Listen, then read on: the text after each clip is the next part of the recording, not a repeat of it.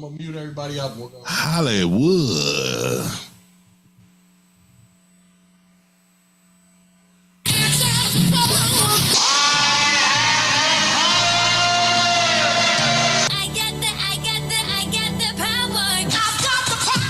Power357radio.com. Every Saturday night from 9 to 11 p.m. It's the late night luncheon. You dirty bitches. It's Late Night Luncheon on Power357radio.com. It's time to get your lunch on with the frat boys on Power357radio.com. You bitches.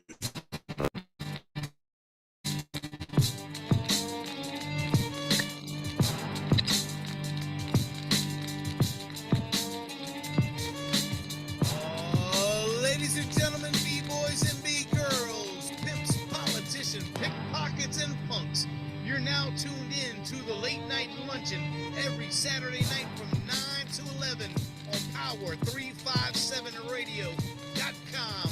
This is the Frat Boys, you dirty bitches.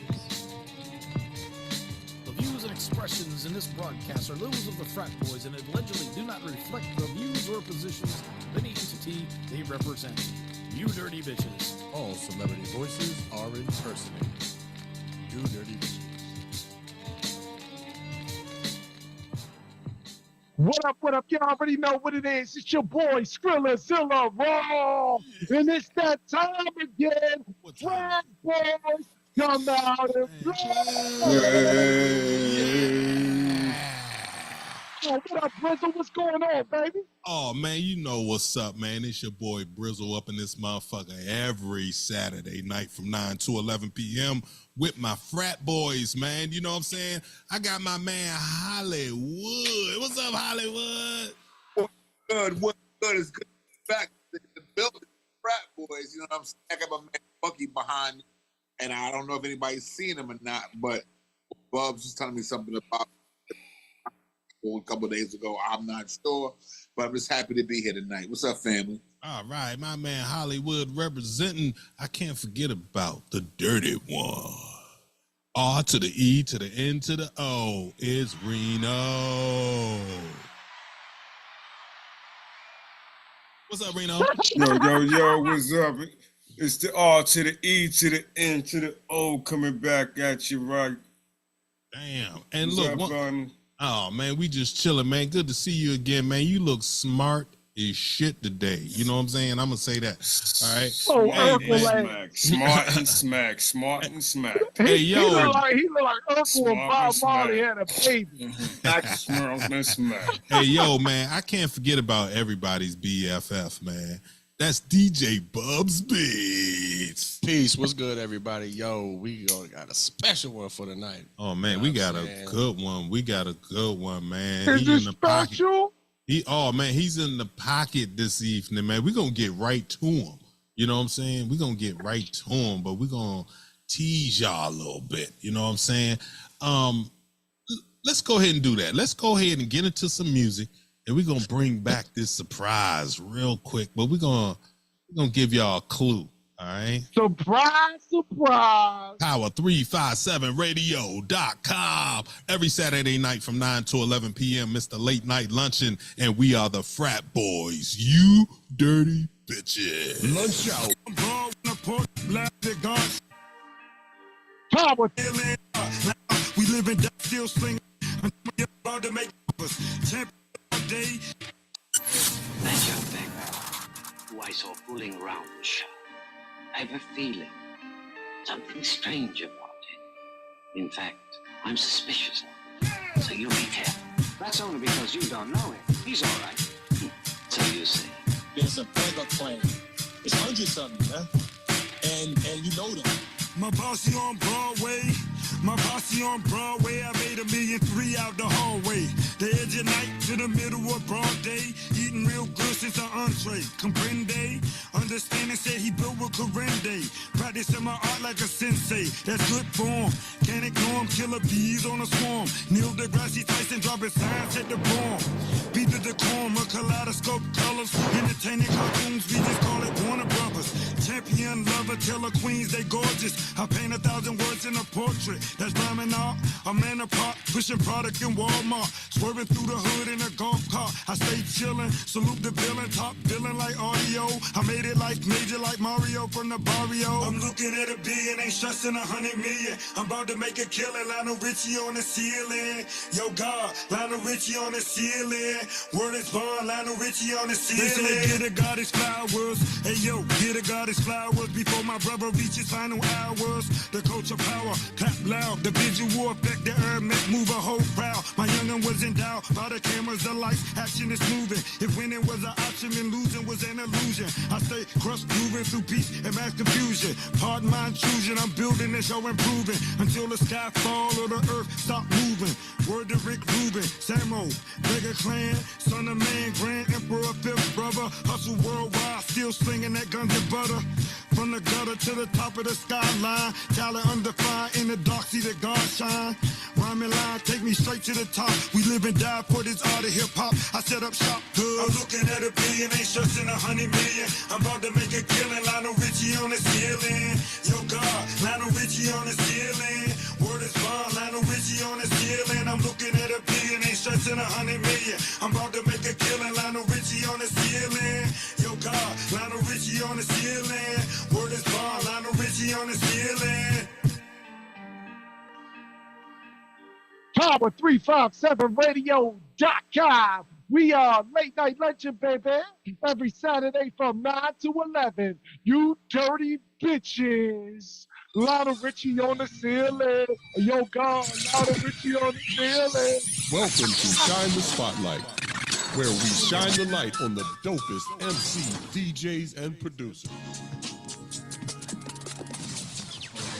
Shine the Spotlight is a once-a-month segment right here on Late Night Lunchin, Power357radio.com. Yeah.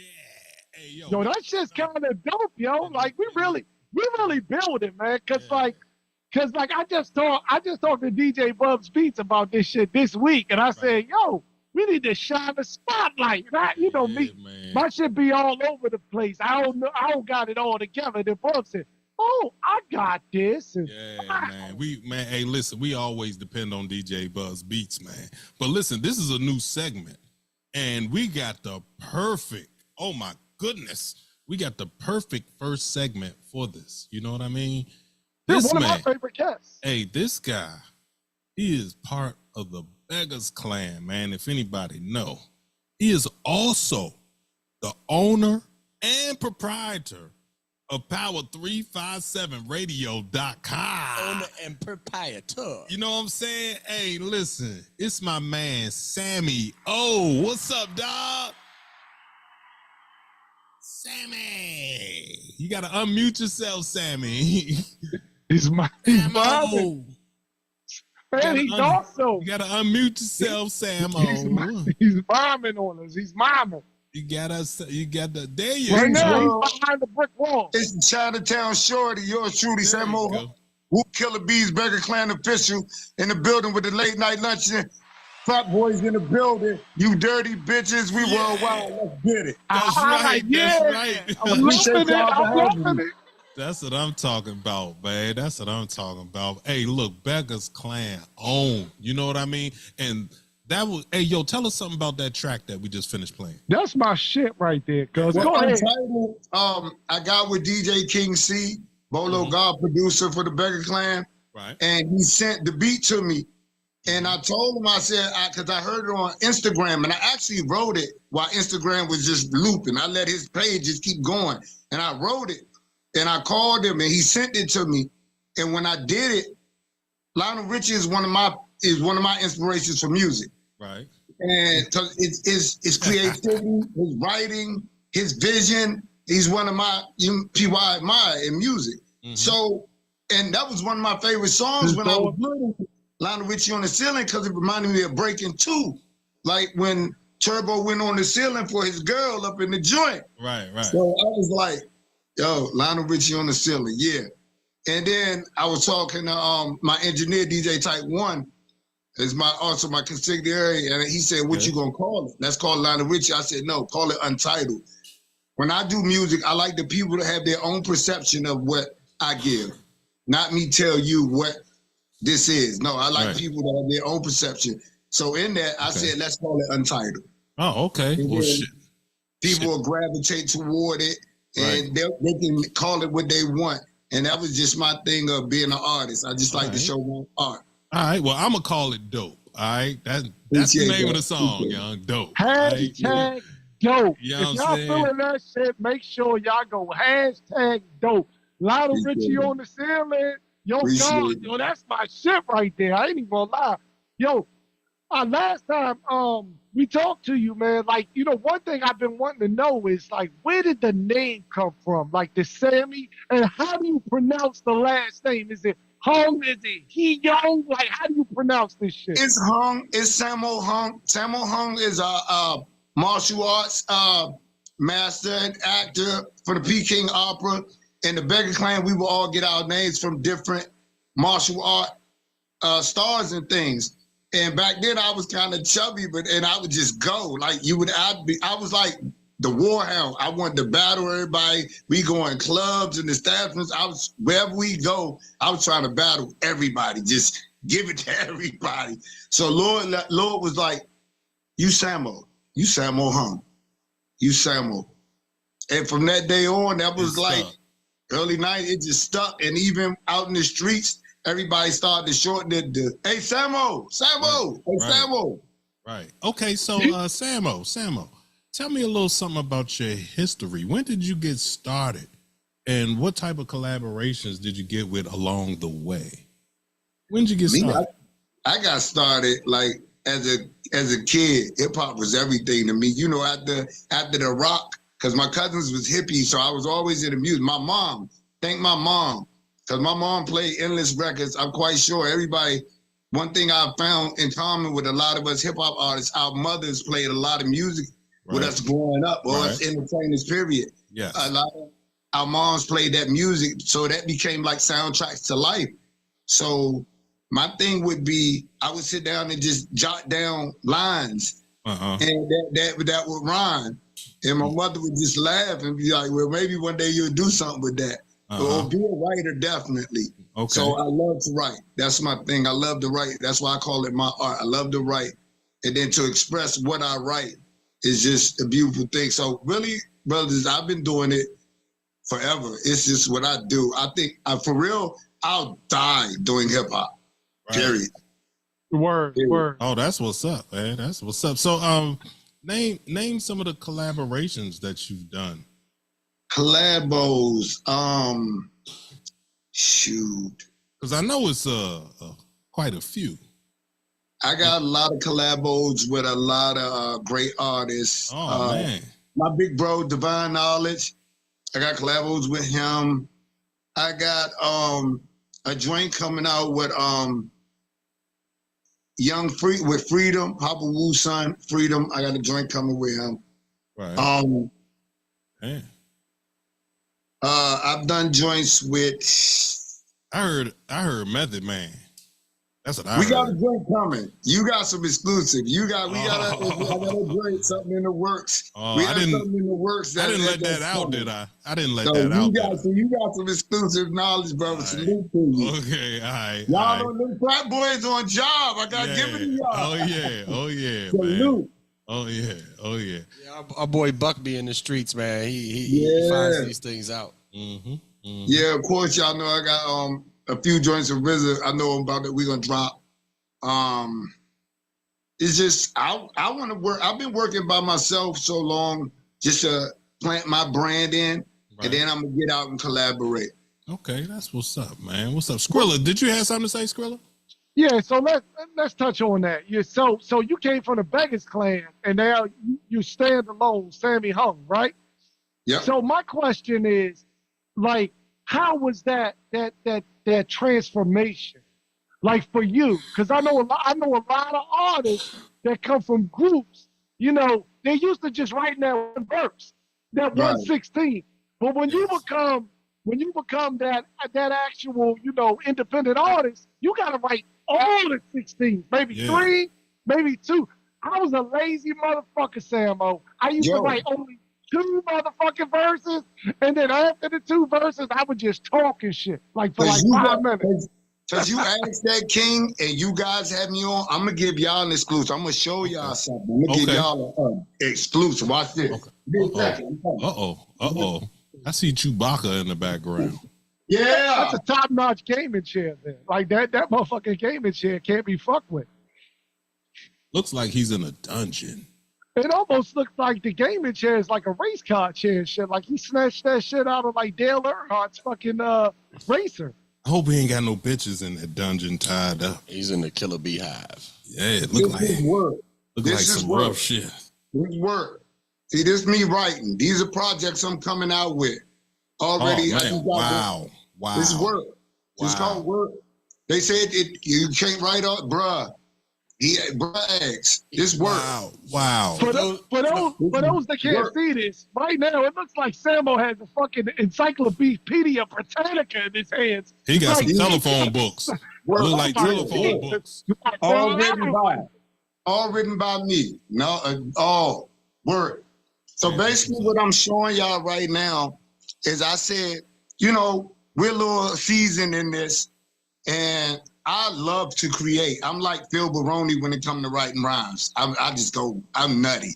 So what happened is I said I'm going to do seasons. I'm going to do 3 seasons, 3 EPs, 3 mix CDs, and an album each season. The EPs got 7 songs. The mix CDs got 10. The albums got 12.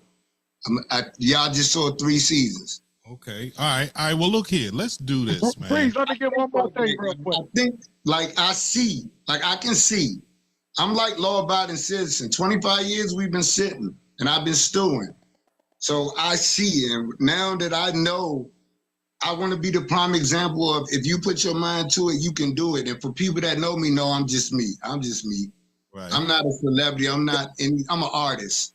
I'm an artist. I paint lyrical pictures. I put 1,000 words in a frame and show it to the world. That's me. All right. Yo, Breeze, let's go into some music, right? And then we'll come back with Hollywood's question. And then I got another question, too. I was already on that, cuz. You know what I'm saying?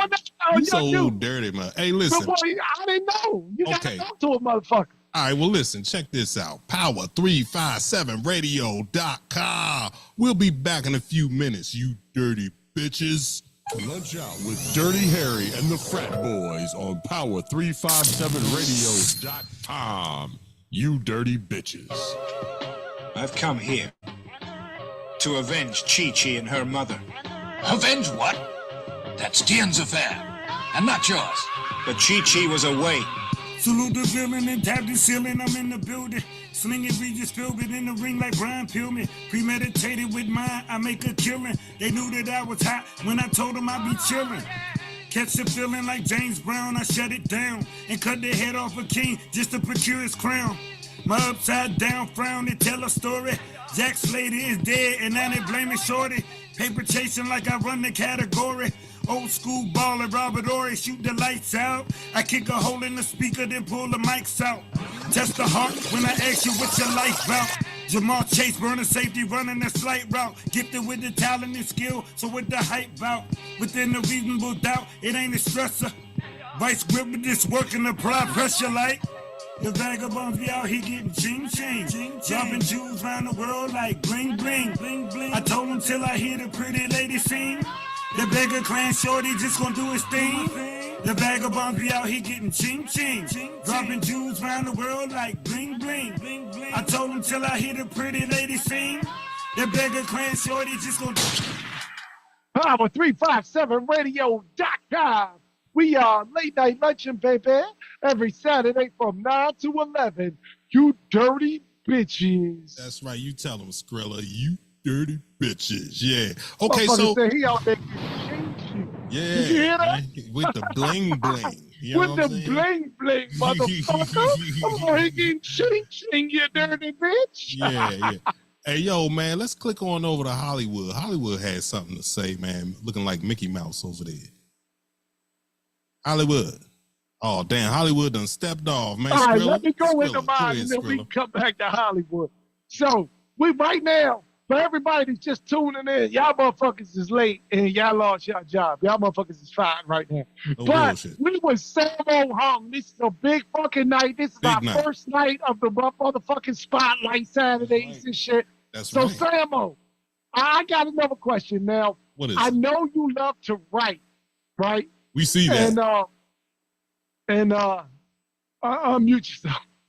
So I know you love to write, but the question is, do you like what part of the creative process is like your shit?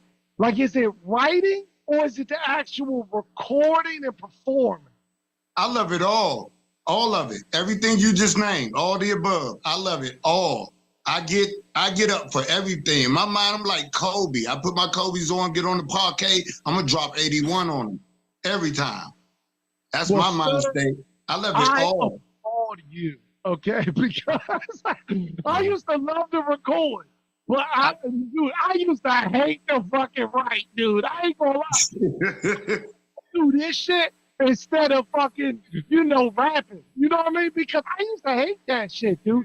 I used to sit in my room and I'm just sitting there trying to write and trying to write and trying to write. Bitches call them. They want to give me the pussy. But I can't fuck because I'm trying to write. And I got to get this new album out. So kudos to you, man. And a hand clap for those that can't hear because I never liked that shit, dog. And I wish Hollywood was here to chime in on this because I know he wants to ask you. There he is. There's Hollywood. Ladies and gentlemen, Hollywood is done He's the taking Phantom. shit. He's the What do Phantom. you got to say to my man Samo Hung, you dirty ass motherfucker? What's real? It's good to see you, man. It's been a minute, man. I didn't see you. Man, I see Bubba Guts is fucking with you, but yeah, go ahead and talk to the cat. Hey, listen, man. Yo, it's an honor, to finally, meet you again, see you again, Sammy. Thanks for coming on. When you mentioned Lionel Richie, right? It kind of struck a chord with me because I had just finished watching the We Are the World documentary on Netflix, and how Lionel Richie was able to bring. So Lionel Richie is known for being able to bring everyone together and getting the best out of all his talent that's around him, right? He's currently on, he's on his show, whatever. Commodores. Yeah. So he's on now, whatever the fuck it is called. But I mean, that's not the Lionel Richie that we know, right? So but I enough respect to him, enough respect. There's no shade to him, you know what I'm saying? But he was able to. Lionel Richie was able to. Like if you watch the We Are the World documentary, they had one night to do it. They had one night. It was the night of the AMAs. Really? Okay. The reason why We Are the World came out is because the night of the AMAs, everybody was in LA at the same time. After the AMA, he hosted in 1984. Many of you all probably remember 85. Remember you all? I mean, many of us watched it, right? He hosted the AMAs. He won like 8 AMAs, and then the AMA, he had to run back to the studio in LA and record with all these artists all at the same time with none of their assistants, nobody. They were all in this studio at the same time. Michael Jackson was already there, Quincy Jones was already there, and Lionel Richie Huey fucking Lewis. Literally, Huey Lewis, Cyndi Lauper, Willie Nelson, Bob Dylan, but Springfield. We are Springsteen. Yeah, we are I want to touch. He was able to do with Bob Dylan. So by the time the 80s came, Bob Dylan had already lost his shine. Right? He was already, he had already lost his time. Yeah. So Bob Dylan's Bob Dylan ended We Are the World. People remember, right? He ended the world, and the way that Lionel Richie was able to bring out the best to him with Stevie Wonder and some other assistants. So my question to you, long-winded as I usually am. Yes. What is it about Lionel Richie that draws you to him, and what are the little nuances that you take from him to create? Great question. The writing, and the vision of you being able to express virtually anything you see or feel, and you're able to put it down on paper or canvas and then perform it for the world to be able to hear it or see it however they, embrace music. People embrace music, they visual and they hear it and they see it. So I think it's the writing and the creativity to know that he wrote those things and they came from him. Yeah. So somewhere in him at some point in time, he felt that way. Somewhere. Do you feel like it's innate? Do you feel like it's something that's innate with him, or that it's just something that he conjures up? Like it's really... I think it's an innate thing that's conjured too. The more experience you get, the more you can conjure with ease. The more you see, the more you conjure with ease. But it's innate because it's in you. It's already deep in. It's deep in. That's structured in. Like when I write, I'll tell you guys an inside joke with me. And I know I'm going to be politically correct because I'll say the word because I say it out loud. But I'm going to say it. Yeah, just say it, man. It's the first time. We're not political on this motherfucker. Ain't no Joe Biden, no Trump here. Oh, man. Okay, I'm going to say what I got to say. Okay. I say the most retarded shit I can. Whatever that beat says to me, it just comes out beautiful. That's me. I have a ball when I'm writing. I'm saying stuff that'll make me go, oh. But as a writer, I know too, to curtail, don't say that. Don't call something that energy. Exactly. Don't call something that's unnecessary. That's the battle that you have with yourself. Sammy, last question for me, and I know Zilla's ready to explode right now. Zilla's wasted. You ain't got to worry about me. You got this. What is your favorite Lionel Richie record? Now, I'll allow you Commodores and solo. I'm gonna go with Hello. It's not even, you don't have to wait long. I'm gonna go with Hello. Is it me you're looking for? Yes, as a kid, I sang that song like I was him. Like I would march around the crib and be singing Hello, and my mother be like, "When you get in love?" Okay, so I gotta jump in here. Okay, because I'm not letting that shit fly. I'm gonna say endless love. Me and Reno literally used to ride in the motherfucking whip on our way to fucking perform. Fucking crying, singing motherfucking endless love. Sometimes I would take the bitch part. Sometimes Reno would take the bitch part. You know what I mean? But endless love is one of the greatest love songs of all fucking time, Joe. I'm sorry. And Lionel Richie is the one that did it. It's one of the greatest records that my ears have ever fucking consumed. I mean, God, that shit changed my life. Yeah. So I gotta stop you right there. Go ahead, Reno. Do you want to hit it right there? Reno from the What's up, Samo? What's up, Samo? I just got two questions for you, brother. Salute, salute. Right, hey, so where are you from? Number one. And number two, how did you become affiliated with the Wu-Tang Clan? I'm from DC. I'm from DC originally.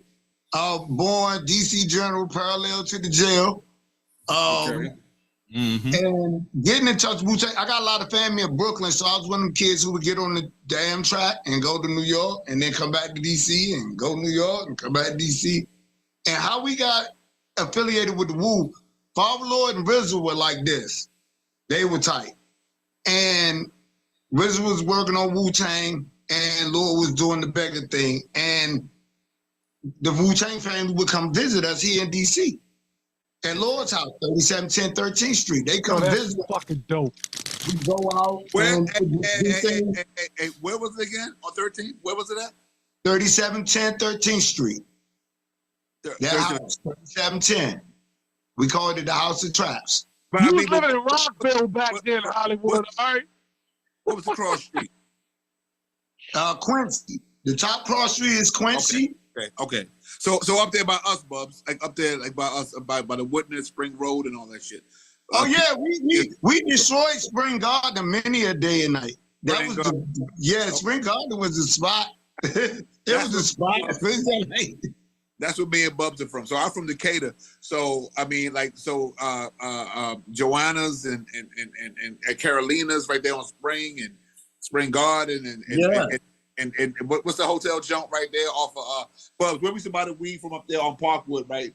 Parkwood and the building, the brick building. I know Kenyon was the spot. Kenyon. Yeah. All right. Good Kenyon. stuff. Up there where the Latino boys be. Sure. Yep. Oh yeah. Yeah. Oh, man, Spanish Juan, you know who you is. Como se llama? The 1-5 Migos was all up in that area. ¿Cuántos años tienes tú? Mucho marijuana. Hey, Sam, I gotta ask you though. I gotta ask you. So, are you? How old are you, man? I'm 50. All right, so I got you by 2. So, I don't see how we didn't bump heads in early '90s, traveling back and forth from the Peter Pan, from the old Union Station. People remember the old Union Station, right? Oh, I do. Where the original bus barn, not the Union Station, but the original bus depot. Trailways, Joe. Mm-hmm. Yeah, Trailways. It was on New York Avenue. At New York Avenue, Joe. So, Samuel, just in case you don't know, Hollywood is actually down with Rob Sonic. So he was back and forth to New York pretty much his whole life. And even before Rob Sonic, Hollywood was back and forth because he's got a lot of family in New York. So that's the reason why he said, I wonder why we never bump heads on the motherfucking Peter Pan. Right. Yeah, that's crazy, right? Slim, he was out there. Yeah. Megabus, the Megabus would throw me around in the bathroom because I'm so little. So when that band would hit the corner, we had a bus driver named Nas, and Nas he's going up and down the pipe. This band was you. He know I'm in there jumping around. So look, I lived in Baltimore, right? So I lived in Baltimore in the early 2000s, and people don't realize that you could jump that Peter Pan all the time because you could get on right at Union Station or at the bus depot. They would never ask you for your ticket. They don't ask you for your ticket till you get off the motherfucker. Right. But don't realize that. You know what I'm saying? So what's happening? Like, I don't know what that motherfucker is. That's just what it is. You feel me? They say I'm a crazy DC dude. 'Cause I got a lot of family in Bmore too. East side, west side, city, and county. I got a lot of family. I got a lot of family everywhere. I know people. I got family in Camden, Jersey. So it's, I'm like, we get out. We can outside. Here's like mine. I've got family in Albuquerque. I got family in Georgia. Shout out my atomic twin, bless the party, spark of my bro Jay the Pro. Yeah. Now, would you say the risk? So when I think of, I know we're talking about Lionel Richie a lot on this fucking shit. You're talking about Lionel Richie a lot on this show. Hello. The only Is it thing me you're looking for? the only thing I talk about is Endless Love and Nicole Richie. Your ass is like infatuated by fucking Lionel Richie. So what the fuck going on with you, Hollywood? My question is to you: would you say? I would say, and the RZA and Lionel have a lot in common. Being able to cultivate the talent, being able to bring it all together, being able to get the best out of everyone's talent, whatever it is. I would say Lionel and the RZA are very alike in that aspect. That was Father Lord to us. That was Father Lord to us. That's why y'all, in anything you hear me, you'll hear me say Father Lord, you'll hear me say Wu Chi, you'll hear me mention him. Yeah, that's why you'll always hear me mention him in everything. Anything I do, I mention him. And that's like Bub's Beats to us. All of us just scream Bub's Beats name all the time. So I totally see where you're coming from. You know what I mean? Now I got a question.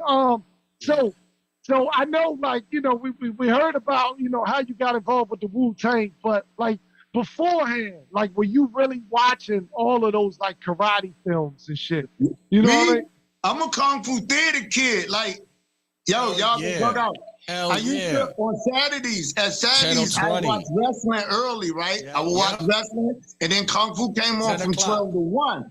But I had to be at a choir practice, because my cousin had me in the junior choir. I was always late to choir practice, an hour or an hour and a half, because I'm watching Kung Fu theater. Then my mother would tell you, as a child, like a little kid, little boy, She would take me to the downtown theater when downtown had a movie theater. Y'all old boys know it. And she said I would stand in the seats and mock Bruce Lee. Like my mother would take me to see, like my mother took me to see Enter the Ninja and Sharky's Machine in the same day. Damn, Sharky's Machine. Yo, yeah. You took it back. You took it back. Sharky's Machine, I saw on the same day. Damn. But who remembers? Bubs and Breeze, y'all old motherfuckers probably remember. Drive-ins. Do you guys remember? I do. ABC, I tell you, ABC Drive-In 1974. It was a yellow Maverick. Back seat, they had the biggest cars in the world. You had to sit on the floor and hide under the cover because there's too many of y'all, so you ain't got to pay everybody's fee. My dad had a pickup truck with a joint in the back, and it had furniture in the back, and you could like lift the fucking furniture up, and there was like a compartment, and like 4 kids could fit in that bitch. That's it, man. Oh yeah. The drive-in was on Marlboro Pike. It was on Marlboro Pike. The drive-in. Yeah, my joint was the ABC joint over there on Indian Highway. You know, I'm from Oxon Hill, so that's the. It was one on Central Avenue too. Okay. Then you had the porno joint over on what was that, Hillside? Yeah, that's Hillside. I don't know, but that was Hillside. Those you don't know. I was too young to get in.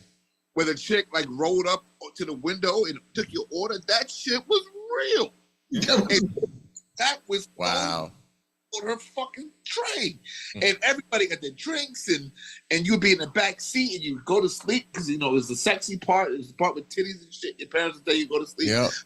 And then everybody was parked next, so you could get out the car and go to your aunt's car, go to your uncle's car, go to your cousin's car, and it was the coolest fucking shit. Intermission was the dope shit, bro. When you get to go play on the playground and shit, and buy some fucking candy and shit. Hey yo, I'm gonna tell you some sexy shit, man. All right, sexy. That motherfucking shirt that Hollywood got on, Mickey Mouse. Mickey Mouse. Hi everyone. How are you? M-I-C-K-E-Y. Why is he so fucking busy? He looks like he's talking to everybody he passes. Hello, I'm Mickey Mouse. Yeah. He really taking it back. You need to run Joe Mickey Mouse jump. That's the Joe. one you need. That's the one you need, dog.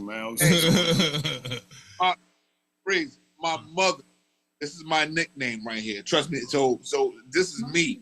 My nickname has been Mickey for 52 fucking years. Trust and believe. So when you see me with this on, it's because it's something. Trust and believe that. All right. Well, look, let's get back to Sammy real quick. Hey, Sammy. Yes, sir. Tell us something about this new video, man, that you're doing with the Beggars Clan, man. What's going on with that shit, man? Enlighten us. King C called me and him and Ooh, and they said they wanted to get together and start getting us together to do the video for On the Strim. And I was like, you know, I'm with it. You know, I'm down with it. And they was like, we're going to call everybody on it and see if we can get everybody together. So then they called me back a couple of days, was like, okay, everybody going to treat their own portion of the video. Everybody going to do their, you know, their vision of it. Yeah. And I was like, all right, cool. Y'all know me. Let's go back outside. Let's go to the neighborhood for my part. Go to the neighborhood. Go outside. Yeah.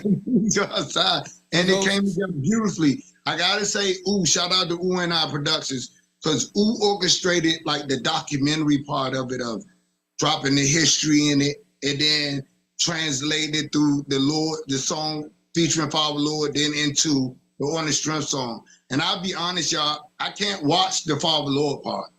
I can't. Yeah, I get that. I cry my eyes out. Like, I don't care where we at on this planet. It's a couple things. I'm not going to talk about Lord. Ain't nobody going to ever disrespect him. I crashed the way the fuck out. Right. Like Marty McFly. Yeah. I was putting made. Just don't do it. I'm sensitive about that. Because the God, he gave a fuck about all of us. Like I remember one year it was a winter and I ain't had no coat. He'd be on me like, say, well, why you ain't got no coat? Because I lived on the south side. Everybody else was uptown. I was on the south side. And he gave me like his favorite suede coat. and I wore that joint like a trophy. Like we would go to New York and be with Wu-Tang and stuff. I would have that motherfucker on, you know, have my shit with me, you know, and it was just like we was always at his house, you know, and it's just like, yeah, my Wu-Chi, yeah, yeah. Yo, I got one more question before you go into the record. No. I feel you, man. I mean, you know, like, you know, what from watching the Beckers Clan video, like, I get your emotion. You know what I'm saying? Because I heard what happened and everything in the video. So, like, I totally understand, you know, as somebody who's lost, you know, countless, you know, homies, I totally understand. But what I'm going to ask you is a completely out of the box shit. This some shit me and Bub was talking about, right? There's some shit. Like, have you ever had anybody compare you vocally to Boo Boo the Bear? Boo Boo the who? Well, he was Boo Boo the Fool, and then he became Boo Boo the Bear. He's a DC legend. I remember his like yourself. I remember that name. Now, I've never heard nobody compare me to him. Okay, now he's Boo Boo the producer. He's actually one of the dopest fucking producers in the DC area. Yeah. You know what I'm saying? Yeah. But when I hear you, I feel like you guys are like vocal brothers. You know what I mean? Because I'm actually a fan of Boo Boo. You know what I mean? Like I remember Boo Boo from like way back in the fucking day. Yeah, you know what I mean? The name is reminiscent to me. Like I remember the name. Yeah. Yeah, but like when I hear you sometimes, like I have a similar draw. You know what I mean? And I know that's that DMV, that's that DC shit. You know what I'm saying? But I just wanted to know, man, because I didn't know if like y'all had like a secret tape together and shit. I was gonna be like, yo, I need to get that motherfucker Samo Boo Boo shit. You know what I mean? That nigga Skrilla. Hey, yo, man, let's get to another Samo joint, man. You know what I'm saying? Hold on a second, man. DJ Buzz Beat said he needs one more minute. So I got a question. You know what I'm saying? And you know, this the frat house. I mean, you know, the frat boys up in this motherfucker, we just go hard. You know what I mean? Big salute to the frat boys and Power 357 Radio. Let's get it. All right. I want to know, okay, since you in the industry like that, right? You know what I'm saying? Did you drink the Kool-Aid, Joe? The dark industry. If I don't go to John and get the packs and the sugar and do it myself, no, thank you. So have you ever been like to a P. Diddy party? Yeah. Oh no, you know what? I love you guys for that. I'm gonna tell y'all, I avoid those because you know we got this. I scream Geritol. You know, we got to get up and do it all over in the morning again. So I can't be up late. You know, we get up early to ride. I can't all that late night and only thing I can do late is the studio, and that's private. The studio where you know it's just me and the team. You know, I don't. You know, any parties. I got children. I got my grandson now. I mean, that's about. You know, thank you. No puffy parties for Samo. All right. No, I do galas, Shriner balls, galas. I may sign an event. Yes, that's me. Galas? No puffy galas though, right? Galas? Shriner balls, Shriner galas, shrine for the Shriners. Oh, okay. No, galas, not gay clubs, Breeze. Don't do that to Sammy. Don't do that. I was just trying to make sure. No, but don't get. I got a lot of family that's gay, so I love them too. So there's nothing to it. Like I be with my family, it's nothing to it, but I don't go to any clubs and hang out in the bars. Well, when I was younger, I would go get the money because you know raves was it. I was at the raves. I couldn't do the Friday night. No, I could do the Saturday night. I couldn't do Fridays. I could do Saturday night. I couldn't that night. But that's money. That's straight money in there. Yeah, right. Stay the fuck away. Don't let me catch you voguing, dog. Right? I ain't gonna be voguing. I might do the V-Hall somewhere, but I ain't voguing nothing. I'm just fucking with you, Joe. I'm just fucking with you. I might break out the Cabbage Patch somewhere. Pause. So hold up, man. Hold on, Breeze. Hold on. Since we're talking about all this club shit, man, I want to say rest in peace to the homie Dookie, man, from Baltimore, man. He was one of the most influential club DJs in Baltimore City, man, and he's no longer here. So I want to say rest in peace to the homie Dookie, man. Rest in peace, Dookie. All right. Shouts out to Buckmaster also. Hey, yo, man, I got a question, man. I got a real quick one, man. Let's just get into it real quick, all right? Let's go. You were born and raised in D.C., right? Mm-hmm. And I know Go-Go had a influential part of your life, right? Okay, how did Go-Go influence your style of rap? It didn't. Nothing. Nothing. Nothing at all.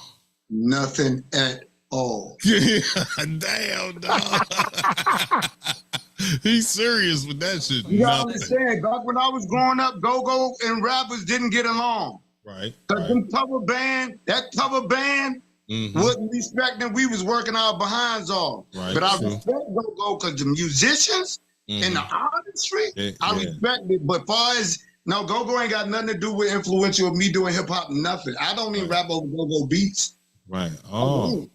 I feel like because you music. No, okay. I feel like because I do hip-hop music. Oh, okay. I feel like because you said that for the rhyme. Let's get it. Right. I feel like because you said that DJ Flex never played your record. Like DJ Dynamite is one of my best friends. He's king of recreating go-go sounds. Right. But go-go is not influential when it comes to hip hop. It's not. Right. But you never rhymed over get in the water. Hold on. I will go in a go-go and shut it down. Don't get it twisted now. I'm from here. Don't get it twisted. I was on Scarface a go-go. Don't get me twisted. But we grew up in it. You know, you got to go with a go-go. If you on a mic and everybody around the way know you do that, you got to go and do it. Yeah. Especially with me, you have to hold it down and go. But it's just, I love it because of the showmanship, but influence, nothing. Wow. Oh, okay. Yeah. Okay. Well, look here. DJ Premier. My favorite. Oh my God, that's my favorite right there. Lord. Like I'm a producer, cat. I'm the guy who used to read the credits. So like I love Diamond D. Oh yeah, yes. Hey, Sammy. Yes, I'm sorry. I love the fact that you fucking mentioned Diamond goddamn fucking D. Yeah, man. That fucking album was fucking bananas, and Diamond D doesn't get the fucking credit that he fucking deserves. Him and Lord Finesse. Lord Finesse too. But look, not only I'm a Buck Wild fan. Not only Diamond was he dope with the production. He was dope with the rhyme too. Yes, he is. Yeah. Beatbox and producer. Diamond D. He was dope. I was bumping that shit the other day, Hollywood. Yeah. Bumped that shit. Diamond D was fucking banana. That's what's up. The Bomb Squad. Eric Sadler, Hank Shockley. I'm a producer kid. I used to read Nas lyrics in the tape, and you open the tape up. Yeah. I will look, man. Let me ask you one more question. I know you can go to the record. Yeah. Let me ask you one more question, and then you can go. Go ahead, Skrilla. So this is my question, man. Like DC wise, when you think of DC artists, like what DC artist when you like, yo, he was about to blow?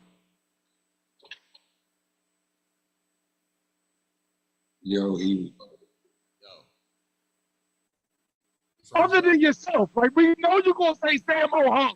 We already know you're gonna say. That was a good question, Skrilla. And not Wale. Yeah. No disrespect to Wale, but yeah. No. My favorite artist from where we're from is Kokai. That's all I can really tell you. Great fucking choice. I'm a Kokai fan. Like Kokai. Kokai is a fucking monster. Substantial, like Godzilla. People I give credit to. Jerry. K Beta and Jay Skrilla. Who?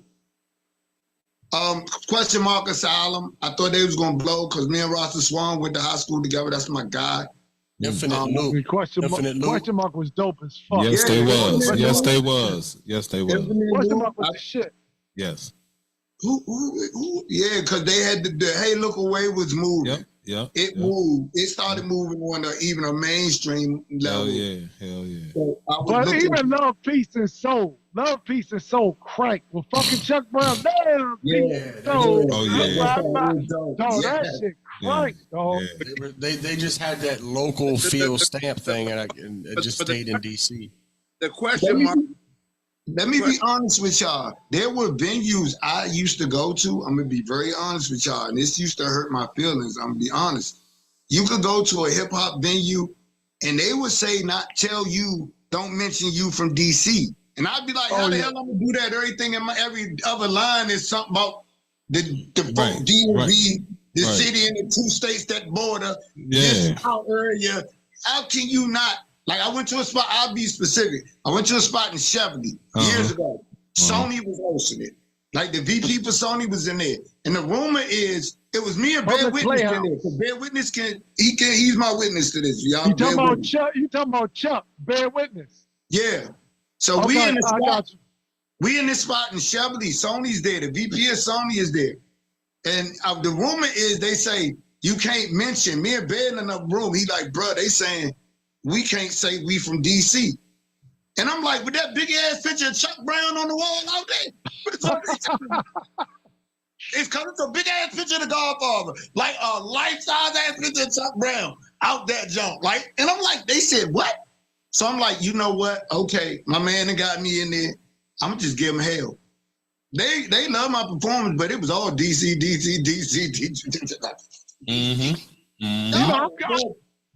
Well, you showed me right there, man, when you mentioned Bear. Like, you know some motherfuckers, because, like, Bear, like I remember when Bear was, like, with Max Cap. You know what I mean? I go back to the Max Cap days. I go back to the State of the Union when Rasputin was on the back of the wall. You know? I go back. State of the Union. Oh, yeah, sure. Yeah, no question. I go back.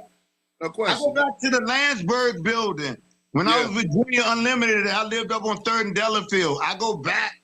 3rd and Delafield, sure. And Father Lord was in, he was in IBM. I didn't even know that till we got to Now, Stanley, I want to ask you about Question Mark Asylum, and I'm playing devil's advocate. So, Question Mark Asylum, you had Curious George, you had the Beat Nuts, the original Beat Nuts, not the one that you know now.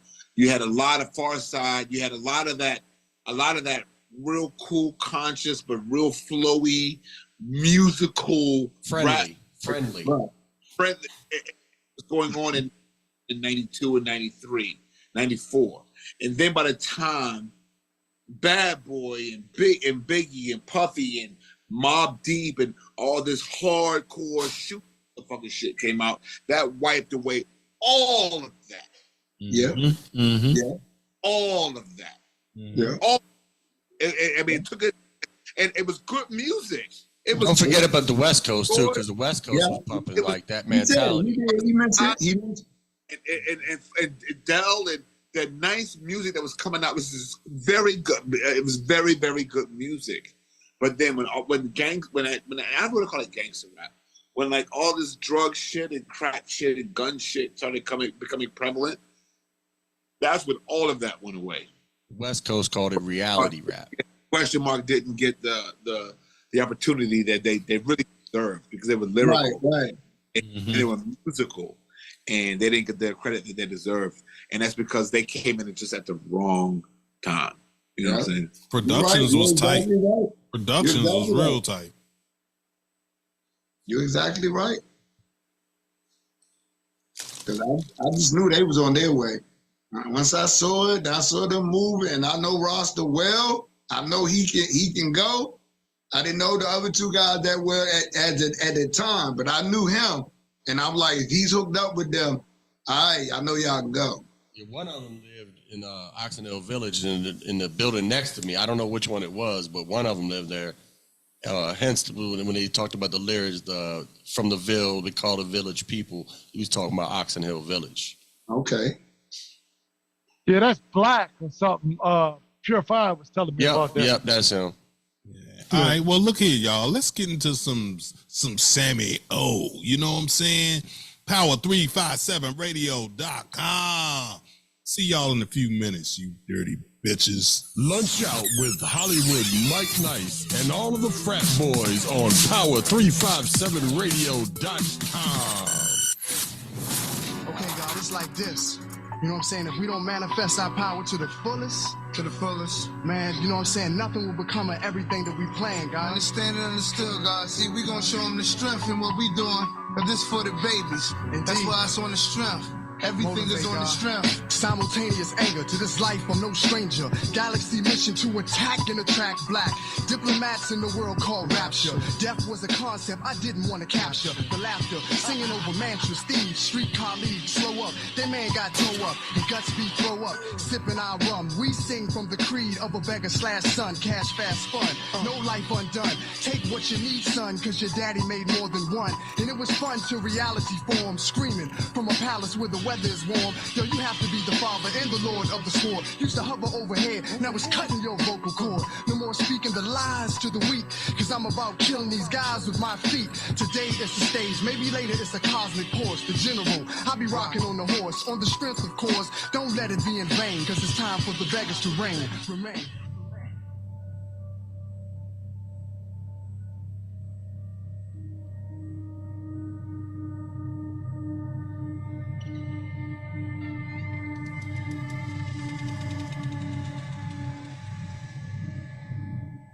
So is this where you get your fortune told? So I'm told? Who wants to know? Dragonfly from the Immortal Beggars. Ah, yes. I knew you would be here. Oh, so you do know why I'm here.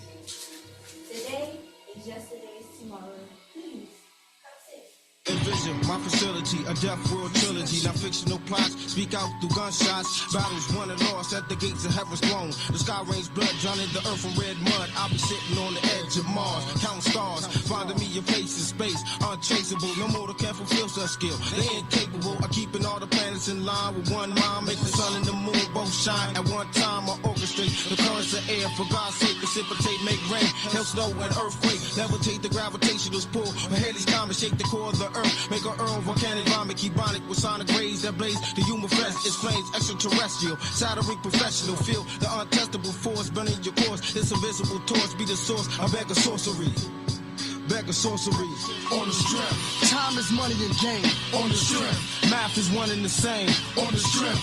Wine is something for pain on the strength. Beggars forever remain on the strength. Time is money and game on the strength. Math is one and the same on the strength. Wine is something for pain on the strength. Beggars forever remain. Huda Haber, who lives the ways by nature. Escaper on a galactic space cable to the nexus. Transportation of glass Lexus forever present is Wu Chi in the essence of life is immortal. We travel through portal, this phenomenon. Paragon through the octagon, my chi gun is calm. Expressed through Albatron. Love hella right as the day destroys the night. Night divides the day. Beggars are harmonious in universal ways through escapades. We take what we need to survive and stay alive. Jamores and time as we break through the other side.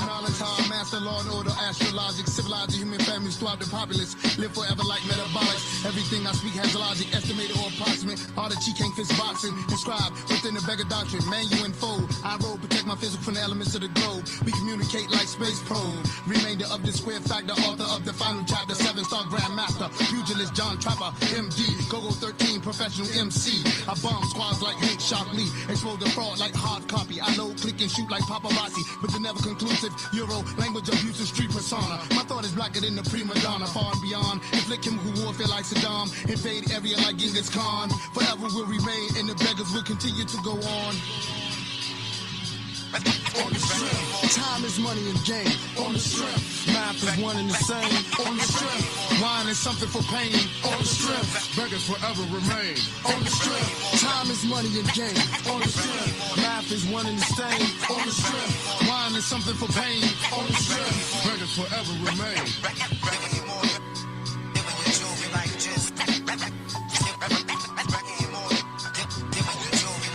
On the strength.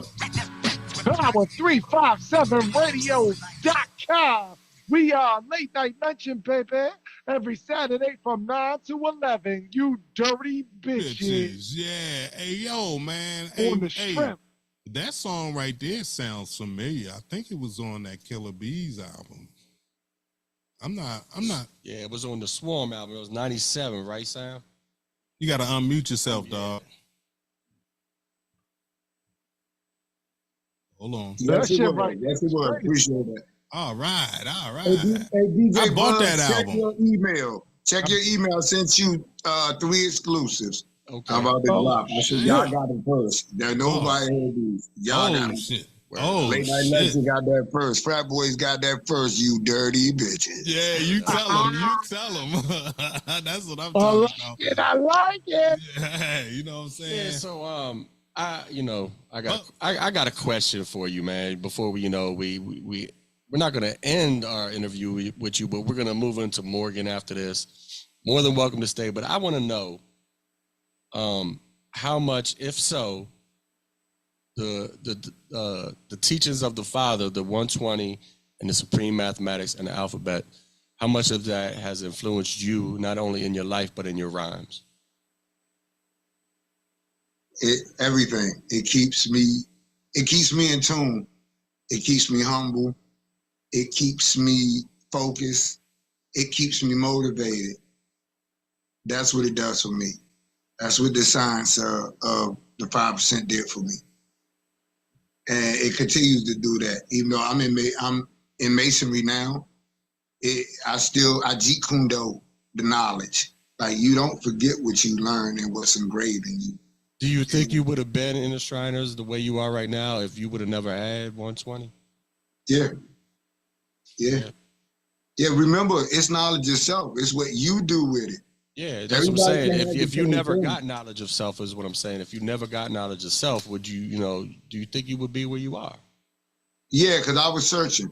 Because we had went through the Nation of Islam. Yeah. We had went past the Israelites, but I wasn't with the sheets and stuff. I wasn't with all that. No disrespect. They was wearing the sheets. The Ansar Allah community. Looking like ninjas. Yeah. And we had went through NOI, Ansars, and then the guards rolled up on us. Because there was a couple guards I actually knew, but I didn't know they was guard body. They rolled up. It was like, you need to start building. This was like 11th grade year of high school.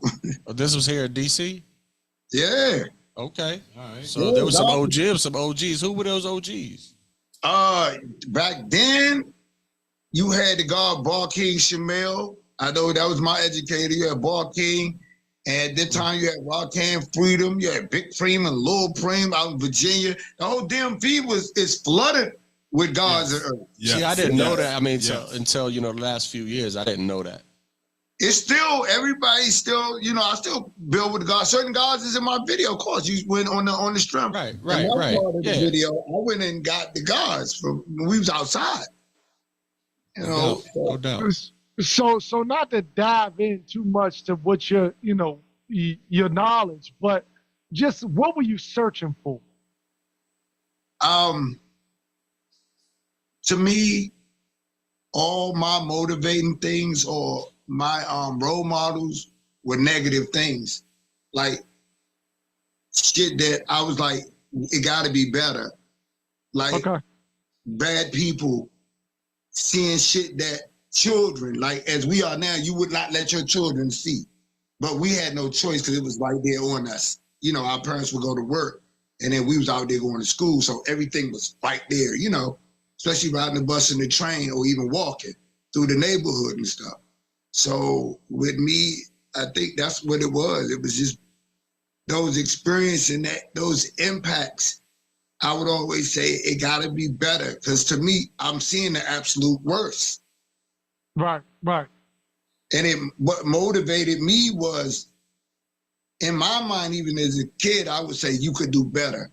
And instead of telling somebody else that, I started talking to myself. Okay. Yeah, me and Breeze talk about this shit all the time, and the bottom line is whatever you believe in, whatever you have to focus on to make yourself a better person for you and your family, it's all love, real shit. I agree with you 1,000,000,000%, King. I say the same thing. Whatever takes somebody and makes them better than they were, I'm for it. The best version of themselves. I'm not religious. I'm not political. I'm just me. Right. Doing the best I could be, a better me, to take care of myself, to take care of my family. Because I know I got to take care of me first and be right to even do anything for them. Yep. That's a word right there. You dropping them right there. People just don't know. It sounds really simple and plain, but you dropping bombs right there. Yeah, man. I'm saying life is simple and plain. We just make it too complex. Really quick, Bubs. So, goddamn, Drez from Black Sheep. So Drez from Black Sheep was able to work out a deal with Jay Dilla's mother to like a lot of Jay Dilla's beats. And what Drez did was he went to the D to speak to all of Jay Dilla's people that he came up with, right? To get their consent on drop. Now Drez, now think about this. Now Drez hasn't been irrelevant since what, 91, 92, right? Jay Dilla's but blown up. He's Jay Dilla, right? He's worked with Tribe, he's worked with Shannon, he's worked with everybody, worked with Wu, part of you and everybody else, right? And to give these after his death, to give the first versions, the first releases of Jay Dilla's beats after his death to Drez.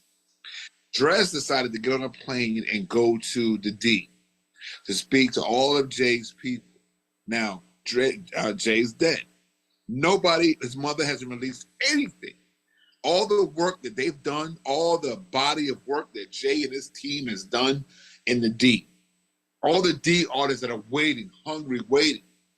And then because Drez meets Jay Dilla's mother on a humble in Puerto Rico, and she liked him, he decided to give Drez the first crack at Jay Dilla's beats. Universe works in strange, mysterious ways, they say. Now, the thing is, Jay Dilla's mother didn't know that Drez took it upon himself to go to the D and announce this. I, Drez, who has been relevant in 35 years, am getting Jay's first work after his death. And then of course, Jay's people called Jay Dilla's family was like, what are you doing? How can Drez, who's not even from the D, who has been relevant 35 years, get Jay's first work after his death? What do you feel about that? Yo, you lost me like a motherfucker, Michael. Honestly, I don't feel it. Ain't got nothing to do with Samo. Sorry. So hold on, Hollywood. You telling me that Drez done fuck Jay Dilla mother? Don't tell me that shit, cuz. So what's going on? What the fuck are you talking about, Slim? He might. Sound like it to me. Going on, man? Hey, sound about right. Jay Dilla mother. And then Jay Dilla mother said, you can have it, please. God damn, you gotta down in Puerto Rico. After the controversy went down, they met again. And she was like, it was just again? And she was like, it was just a miscommunication. So she's still down with it. I guess he is. Shit. Hold on, he had all the Monique, but he out there fucking Jay Dilla mother for beats and shit. I think that's crazy. I think Drez would do it nice. But all the people in the D, everybody that Jay worked with, his team, like you and Reno and Zilla and Bud, all y'all. Don't work with Jay Dilla, cuz. Man, they ain't part of that shit, man. They worked with him when he was alive. And they just to give his first works, his death. But he had works when he was alive with them. He had works with them when he was alive. Drez got that good D. So anything that's made anyway, anything after the person's dead anyway is kind of synthetic. It's not totally organic anyway, no matter who does it. Sure. It's always somebody put something like they do Tupac albums. They just put them over beats and shit. That shit was not. You talking about like when Eminem redid the fucking Tupac album? Yeah. Those beats have gone to somebody from the D is my question. Yeah. Oh, I don't know. That's his mom. They might have been sipping in Puerto Rico. Drez might have approached right. I don't know. Exactly. He was at the right spot at the right time. Begging the fortune teller, Samo Hung this summer. Coming. Yeah, that's what's important. SamoKB.com website. one more time, Samo. Tell them one more time before we get up out of here. SamoKB.com. That's the website. That's my website where you'll be able to get everything, Samo. Begging the Fortune Teller EP coming this summer. I got 3 joints. Y'all got the exclusives right now. About to drop them 3 joints right now. And then the single for Begging the Fortune Teller on the Swarm will be out. Then we'll drop that project. Drop a couple singles off there. Smell of Fuchsia, Emperor's Ghost. And then I should be pulling out the album. Got you. So I'm looking for. Well, look, you're more than welcome to stay around if you can. You know what I'm saying? But we really appreciate you coming through. Ain't that right, Scott? No bullshit. No bullshit. Frat boys. Hey. Y'all. Thank y'all. Hey, yo, listen, man. Morgan Freeman's about to come on, man. You might want to check this out and participate. You know what I'm saying? We're going to go to you to see how hard you be lunching, okay? You know, because we be lunching on this motherfucker, all right? So let's go ahead and tap into Morgan and see what's going on this evening. Well, hi. I'm everybody's friend, Morgan Freeman, and I want to welcome you and everybody else who's listening to another segment of Everybody's Friend, Morgan Freeman, with me, Morgan Freeman, right here on Late Night Lunchin on Power357radio.com.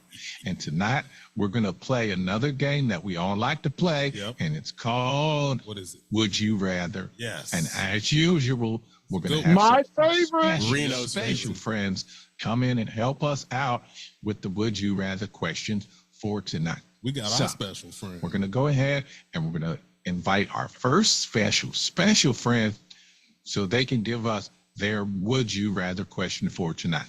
And our first special guest is our friend, Iceberg Phlegm. Welcome to the show, Iceberg Phlegm.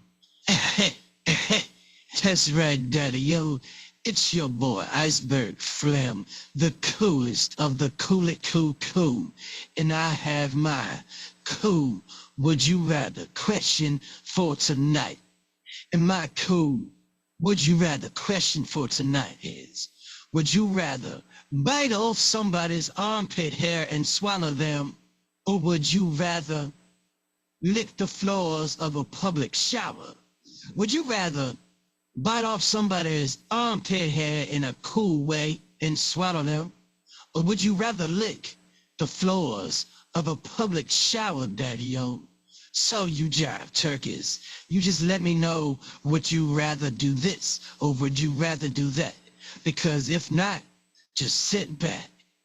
God damn. Yo, I'm going to start this shit, Breeze, just to show Samo how we do, man. I'm going to go ahead and jump out there, and I'm going to say I'm going to bite off the motherfucking armpit hair, right? Because that's one motherfucker, right? But the shower floor is like you licking everybody. Oh, that's motherfucking semen.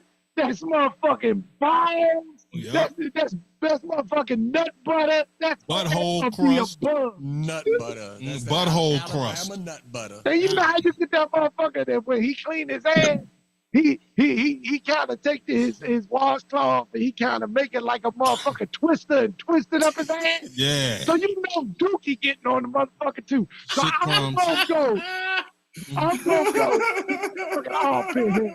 yo, Skrilla, I gotta agree with you, dog. I gotta agree with you, man. I mean, it's some really disgusting shit. This is disgusting as fuck. But I'm gonna have to go with the armpit hair, man. Fuck that shit. Sammy, what you going with, dog? Y'all hear me? Yeah. Oh, I'm going with the armpit hair, definitely. The lick in the shower floor, you gonna catch something instantly, you might die. Like you dead. I'm with you, dog. I'm with you. Man, there's gonorrhea on that floor, chlamydia, all of the above. Reno, what you got, Reno? Yo, Reno's going with the armpit here, man. Going with the armpit here? That's right. Somebody got to go with the damn floor. Somebody got to lick the linoleum, motherfuckers. Hollywood. Oh, boy, I mean, y'all know me. I mean, y'all know me. You know that Bama licking that floor. Fuck that. I mean, if the lick that bitch like a motherfucker mom. The bitch is bad as fuck, and I'm getting her this bitch ass and chocha.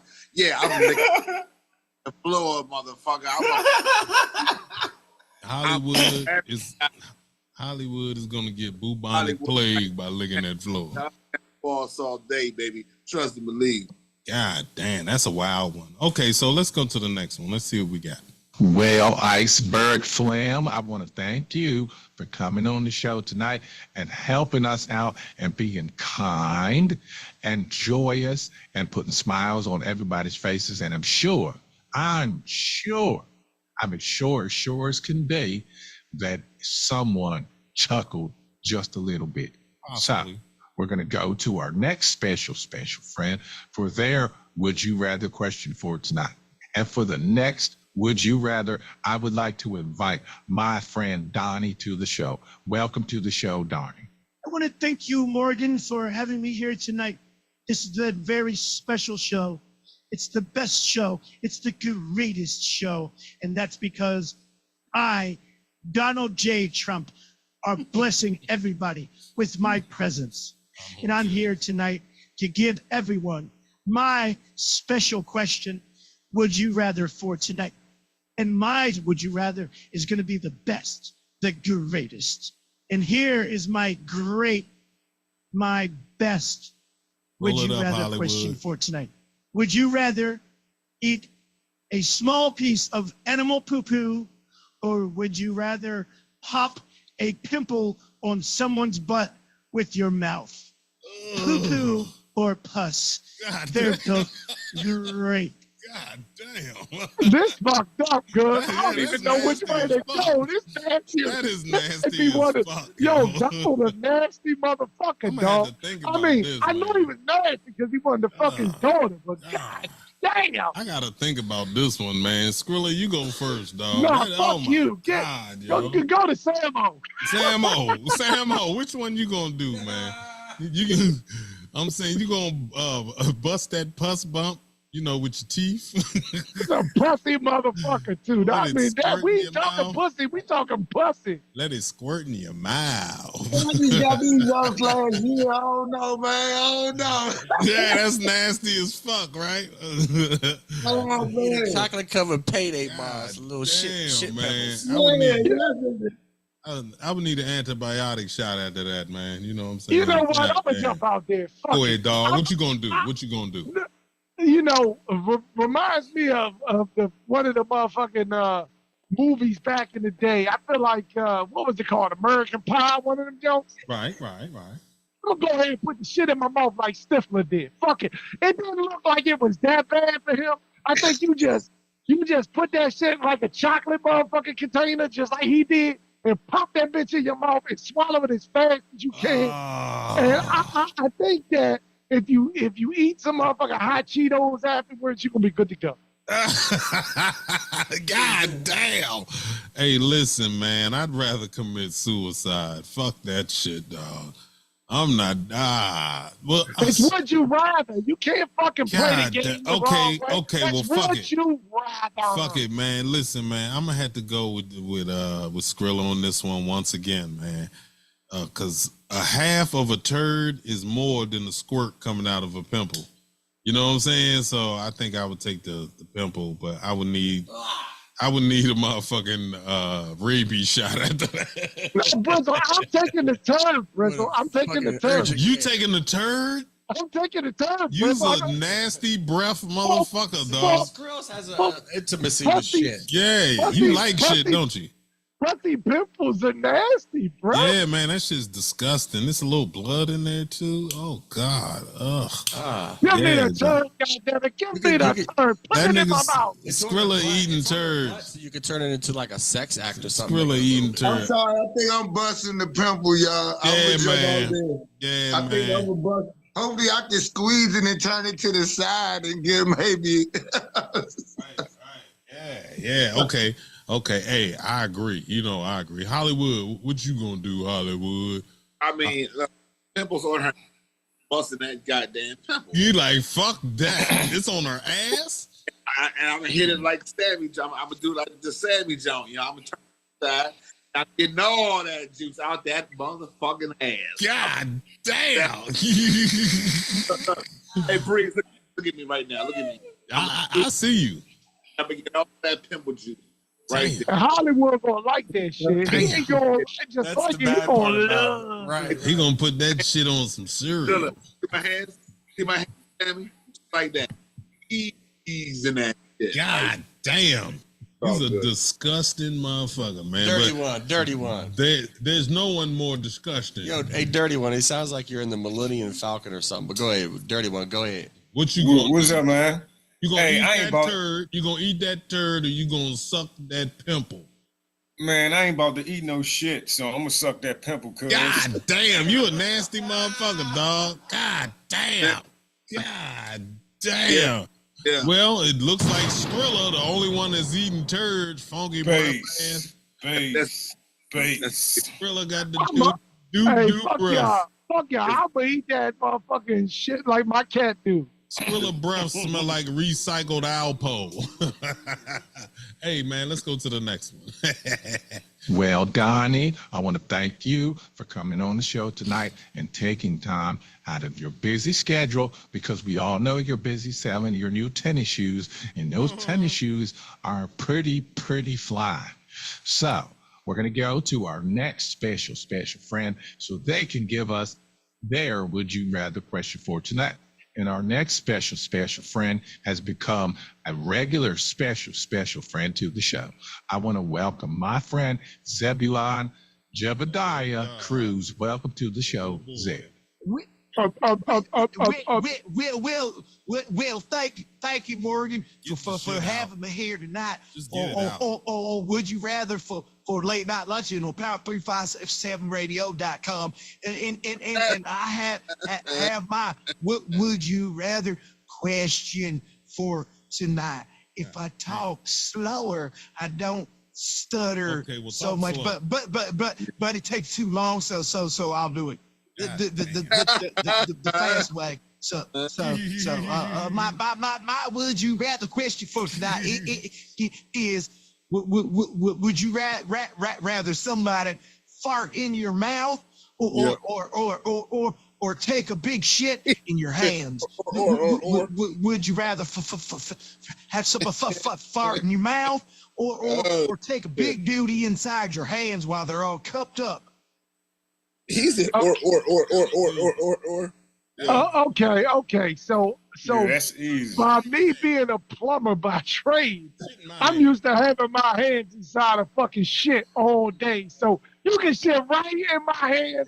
I'm gonna cup that shit and I'm gonna drop that shit on the ground. Yeah. But if you fart in my mouth, I might have to taste them nasty ass onions for like the next fucking 5 minutes, and I ain't trying to do that shit. So shit in my hands, my man. You sound like you got shit farted in your mouth before. That was a little too descriptive. That's the bottom line, Bob. Don't be smoking a cigarette while she farting in your mouth. That was that day. That bitch was stripping on the pool table and shit. I got a little close, and then I heard like, yeah, your mouth was open, and she went. Fuck. I started making a little taste. Like, was her name Mercedes? He tasted her. God, you know what, man? I think the bitch name was Crystal and shit, man. And she broke my heart. He didn't even fuck, but he tasted her. Yeah. Okay, so me personally, you gonna shit in my hand. Fuck that. You're not gonna put your asshole to my mouth and fart in my mouth. No, what the fuck? You know what I'm saying? You've been passed out drunk a lot, man. That might have happened one time, man. The girl probably was like, "I'm gonna get this motherfucker." She farted right now. And I feel like drunk might have did that to him. That's oh why. My God. That's why he's like. That's why he was so adamant about it, and because it happened to him once before. Oh nah, man, nah. So Sammy, what about you, Sammy? What you gonna take? You gonna let a nigga fart in your mouth, or you gonna catch his shit? You gonna catch it?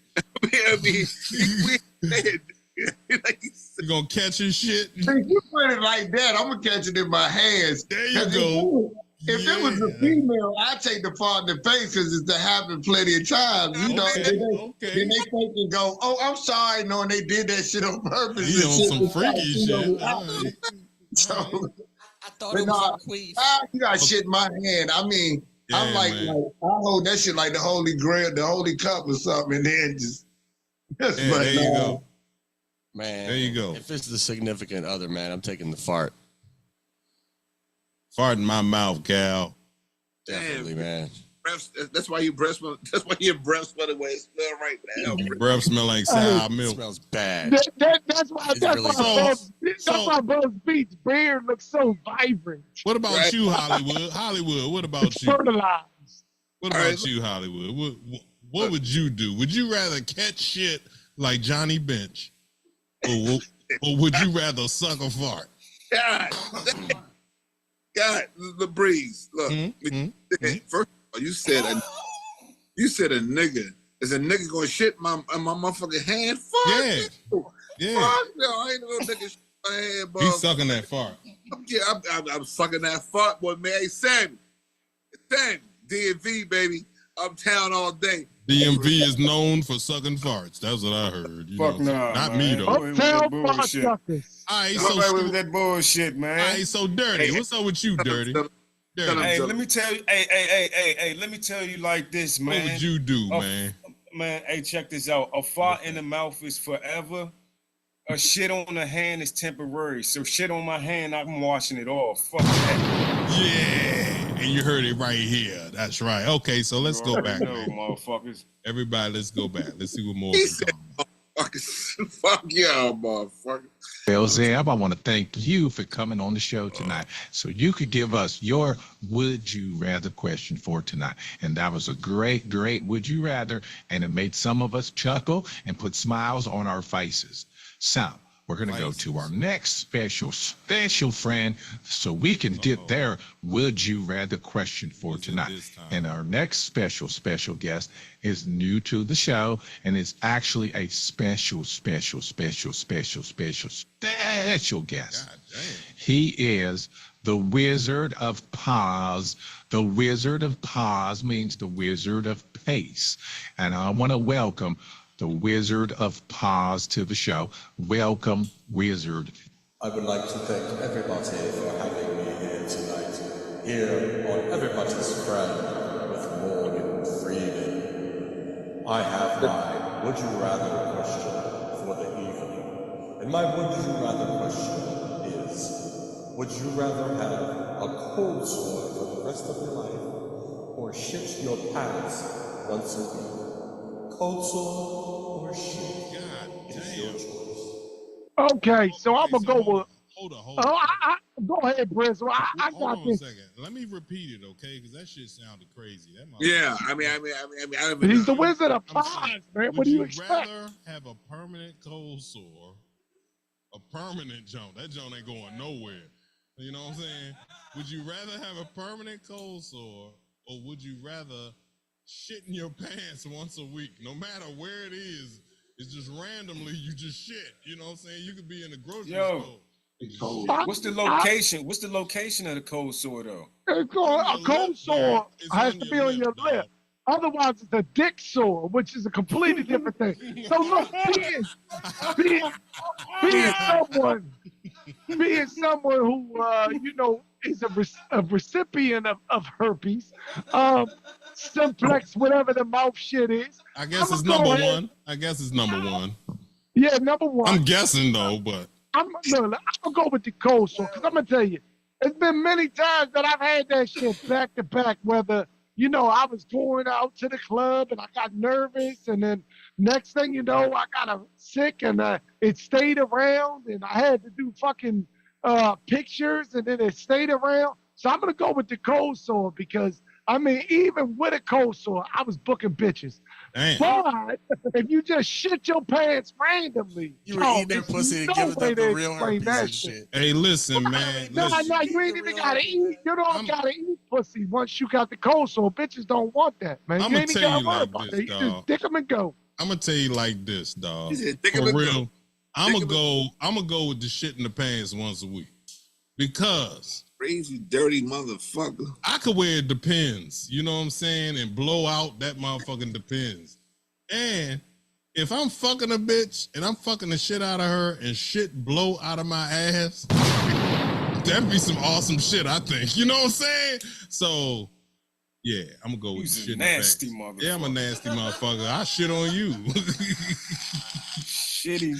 I'm just Shit, shitting. Dirty, what do you got to say? Yeah, Dirty. What you gonna do, Dirty? Man, I can't be no shitty ass motherfucker. Just give me the cold store. Give me the cold store. I pay my bliss man. You ain't gonna never get a bad bitch, Joe. You ain't gonna never get a man, bad I had the chapstick on. Nah, Joe, chapstick don't hide that shit. A permanent cold that sore? Then some shitty ass, you shitty Man, look stinky here, ass Joe. motherfucker. Put that depends on and you good. Hey, listen, you put that depends on. You put Get that some depends. 2 grit sandpaper and smooth that bitch out and put some motherfucking See, clear cocoa seal butter. with the You ain't never shitted on a bitch? Cocoa butter. Shit on a butter. bitch. Shit on a bitch randomly. I'm good. Some vinegar on that bitch. You know what I'm saying? All right, so shitty nigga. Samo. Hey, Samo. So what would you rather? I'm saying, would you rather have a permanent cold sore? That motherfucker be talking, hey, how you doing? Or would you rather shit in your pants randomly once a week? Oh shit. I think I'm gonna go with the herpes. I can't be shitting on myself. I can't shit on myself once a week. Hey man, you got some big lips too, dog. I'm saying that motherfucking herpes. That motherfucking herpes, man. God damn. I know that herpes cold, so cause shitting on yourself, you might be somewhere like important. herpes. And even if you got to depend on my G, it might seep out the little crevices in the corner. Hey, that's a mean shit right there. Yeah, that's a mean shit. On the job interview. It's the summertime and you got on some shorts. Damn. Yeah, you didn't stipulate. Maybe like you have one of them like blowouts, like a newborn and shit. You know what I'm saying? Hey, look, man. That nigga be at motherfucking Trump Plaza on the 100th floor and shit, ready to sign the contract. But them herpes though, it's always like if you ever go, like if you don't have herpes, you probably never did this. But if you got herpes, you go to the fucking grocery store, you'll see like all the motherfucking herpes medicine is gone. So it's a lot of bitches that got herpes. So if you got herpes, you get a bitch that got herpes, your kids got herpes. Fuck it, man. You live in that herpes. I got a question. All right, they got that abbreviator shit, right? They got that abbreviator shit that people put on their lip, right? All right, what if you got a herpes? What if you got a herpes on your dick? Could you put a breather on that shit? Some fucking could include. That's all I'm saying. Thank God I got herpes on my lip and not on my dick, bro. So I cannot answer that question. Yeah, okay. All right, so let's go back. Yeah, let's go back. Well, Wizard, I want to thank you for coming on the show tonight and being our special friend and giving us Would You Rather. And that was a great Would You Rather question. And we're going to invite you back sometime when you're not out wizarding for peace. I'm shit. So we're going to go to our next special friend for their Would You Rather question for the evening. And our next special friend is the nephew of DJ Bubs Beats.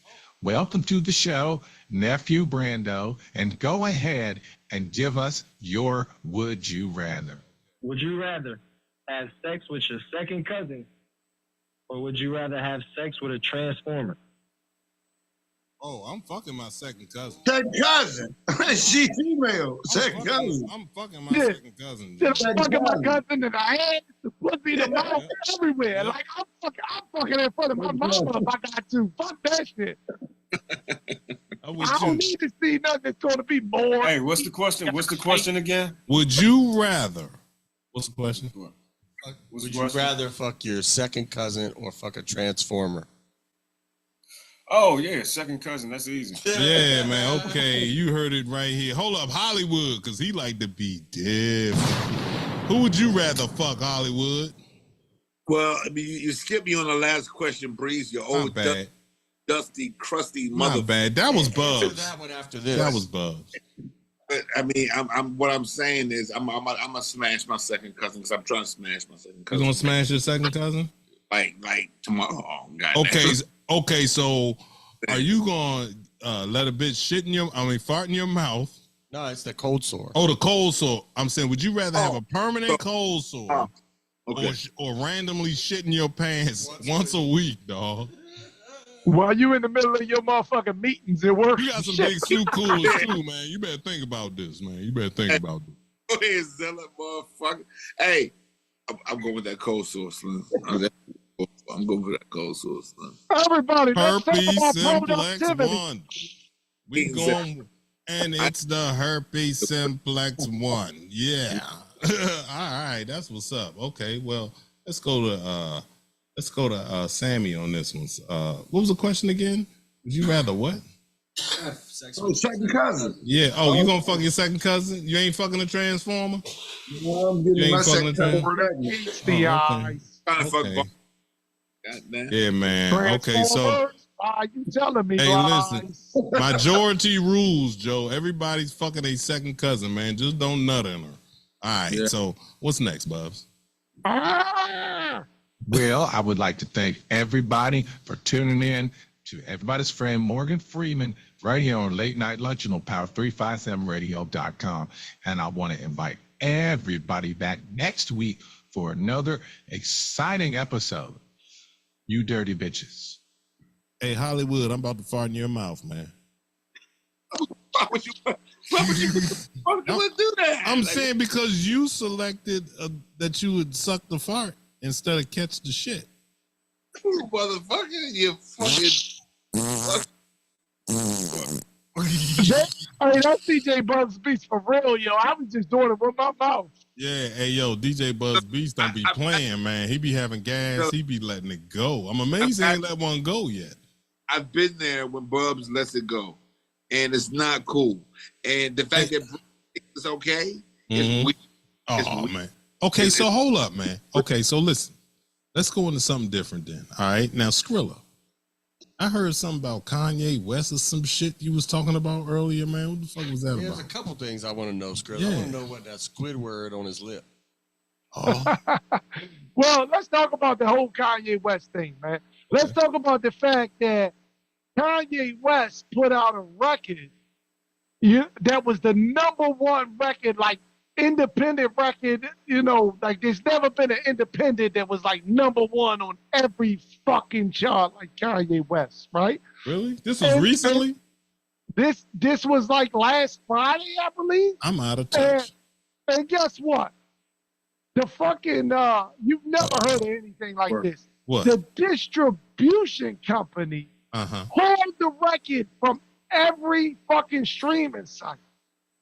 What? They said that the way that he pushed the record to the streaming site was unauthorized. Now, for those that don't know, it was about sometime in, I believe, November. He pushed the record to this distribution company, which is Fuga, Fuga, I believe. And they basically were like, no, we're not putting the record out. For whatever reason, we all know what Kanye's got going on. We all know who Kanye's pissed off. You know what I'm saying? Right. But Fuga basically said that this record doesn't represent what we want, who we want to be in business with. He pissed off Michael Rappaport's cousin. So Kanye went with someone that he knows that is a very good friend of Fuga, and he gave them his record. So this guy who we do not name and we do not know the name pushed this record, which is Vultures, to Fuga via the internet instead of in person like they actually requested. And they put the record up not knowing who it was. Now, bear in mind, at the same time, we just had the Super Bowl, which was on Sunday, which Apple sponsored the Usher Super Bowl halftime concert. Okay. So Usher was actually supposed to be the #1 guy on Apple Music on Friday. Right. Because he released his album. That's what that was all about. It wasn't just a blast from the past. No, Usher's got some new shit, right? Mm-hmm. Whether you care about it or not, you know, this is the hip hop show, so we probably don't. But bottom line is Apple Music saw that, you know, Usher was number one, like he was supposed to be. When Kanye West dropped on Friday, he became number one. So Apple Music dropped his record from their platform.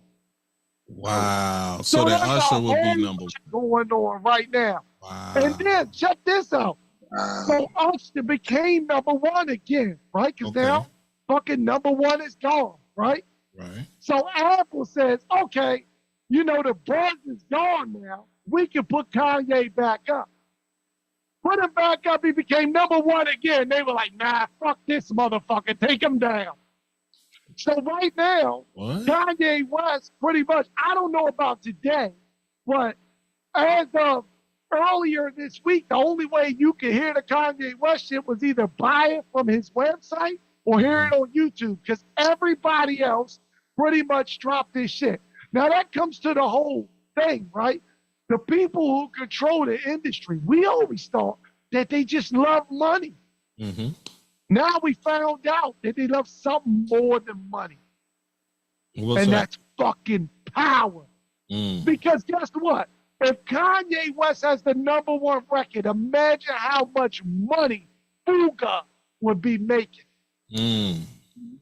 But instead of making money with Kanye West, they pulled his fucking record from the streaming site.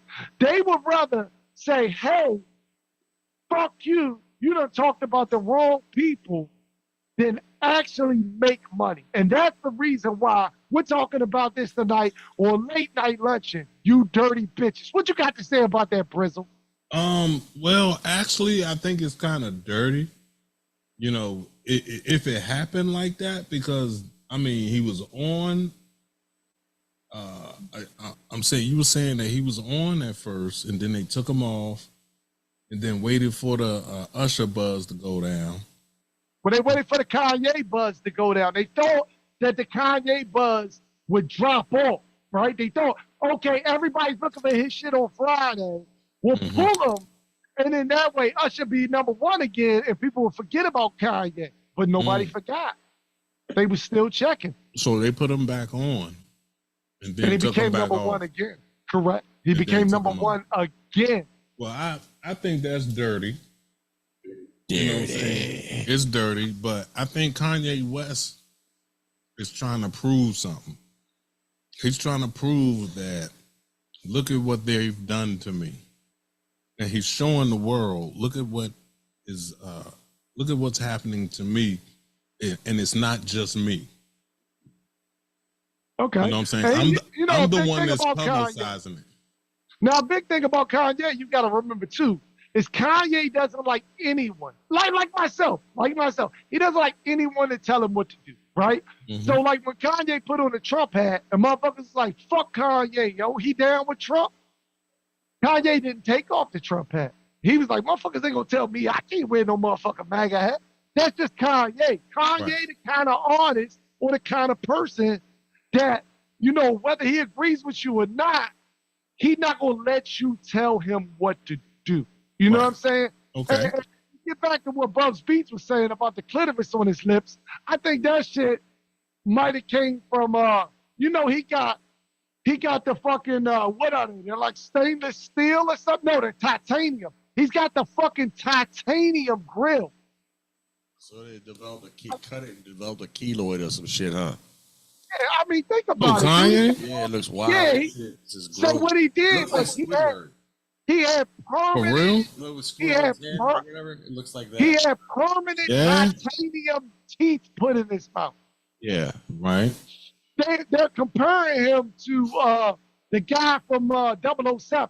Moonraker. Oh, Jaws. Moonraker. Yeah, the dude with Jaws. Moonraker. Yeah, they're comparing him to Jaws because he has titanium teeth. Look, not even like, this is the thing that killed me about this shit. Not even like no glisten and glow shit, not no bling bling ching ching shit. None of that shit. Like this shit is some crazy looking shit. Like robot looking shit. Like some robot looking shit. You know what I'm saying? And probably because they're permanent, it probably caused, like you said, a keloid or something, and that's why it looks like he has a clitoris on his lips. It looks like Squidward's head. He looked like that thing from that fake Simpsons joint. What was it? Had the robot and shit. Yeah, that thing. Yeah. What was the name of that show, man? Oh, man. It was a cartoon like The Simpsons. I know what you're talking about, but I don't know what it is, man. It was a little animal on that joint that had the show. What was that? Futurama? Futurama. Yeah, Futurama. He looked like the octopus dude on Futurama. You know what I can say about Kanye, man, is the best way to describe him these days is experimental. You know what I'm saying? Because that's what he's doing. He's experimental, no doubt. From his music to his life, I mean, everything's experimental. You know what I'm saying? So hold on, everything's $20? Dude, right now, $20. right now, pretty much everything on his website's like $20. $20. Now watch nobody buy it, and then when he brings the shit back up, they'll start buying it. Nah, dude, check this shit out. I mean, like, the dude did the Super Bowl commercial. He invested like $4 million. He's already made like $19 million off the fucking Super Bowl commercial, man. So somebody buying that shit. Whether or not it's not me and you, somebody buying that shit. Oh yeah, a lot of people would buy it. They love Kanye. Somebody buying that Vultures record, man. Yeah. Because the Vultures record is fucking #1 in the country.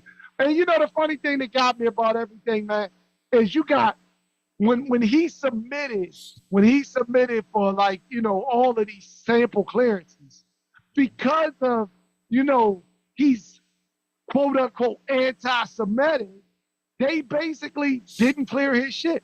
There's people like Ozzy Osbourne that didn't even know who the fuck he was. Because, you know, Ozzy's so fucking out of it, dude. Ozzy, man, like, that motherfucker does not practice Judaism, man. That motherfucker need to sit down. Like, Ozzy's like stuck like back in fucking day. He's still, in his mind, he's probably biting the fucking heads off of bats and shit. You know what I mean? He don't even know who he is. Mm-hmm. So he fucking turned to his wife and was like, who is this guy? And she's like, you don't want to do it. You know what I mean? Mm-hmm. And like, hey, if you give him this clearance on this sample, we get no more money. You know what I'm saying? I mean, even fucking Donna Summer's family said no. And so he kept, yeah, dude.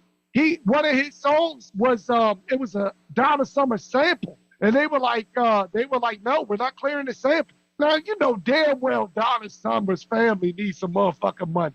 You know what I'm saying? Why wouldn't you clear a sample of the #1 record in the fucking country, dude? Mm-hmm. There's more to this, if you know what I'm saying. Right. And that's all I got to say about that. You got it from here. Michael Rappaport's cousin. Well, I don't know what to say, Skrilla. You know, you tapped on a lot of shit right there. You know what I'm saying? But when it comes to Kanye West, man, he's a nobody to me. You know what I mean? He might be somebody to all the other people out here in the world, but he's a nobody to me. And I can care less what the fuck he's doing. He did make one great fucking album. I'll give him that. Two really good albums. No, he had two. He had two really man, good. One really good album. And one great album. Dude, the album that had Gold Diggers on it, man, was almost fucking flawless, yo. Except for like, what was it, like the Workout or something? Like that shit was. That might even been on the first. Yeah, like that song was trash. That's the only thing that made that album not up there with fucking Illmatic to me. Late Registration, man, is a great fucking album, yo. Late Registration is a great album. Dude, he's got a lot of records, man. I mean, I would say until 808 and Heartbreak. Oh, yeah. That's where he lost me. But you know what? For those that don't know, 808 and Heartbreak is the father of everything we hear today. All that motherfucking, you know, auto-tune shit and all that fucking shit that we hear today, they were all fans of 808 and Heartbreak. Damn, okay. Damn. Well, it sounds like Skrilla's the music historian in this motherfucker this evening. When it comes to Kanye, I know some shit. You know what I mean? So hold up, that's your man? That's your man? I mean, I listen to his new record, you know what I mean, just to see if I fuck with it, you know what I mean? Right. Honestly, You know, this is the thing. He doesn't really rap as much as I want him to. One of his records that's actually seen as one of his worst records is Jesus. I love Jesus. I think it's a great fucking record, yo. And I'm gonna tell you why. Because it's experimental. The beats is fucking crazy. It's some shit you never heard before in your life, and he's saying some wild shit. But this record, it's a lot of singing. It's not a lot of rapping. It's a lot of these new guys, you know what I mean, doing that fucking rap that they like to do, these little young boy rap. So I couldn't really get down with this record. But, you know, I can respect what he's doing. I mean, as an independent, he was #1 in the fucking country until people, put a hurdle in front of him and tripped his ass on the ground and made him fall flat on his fucking face. Cousin.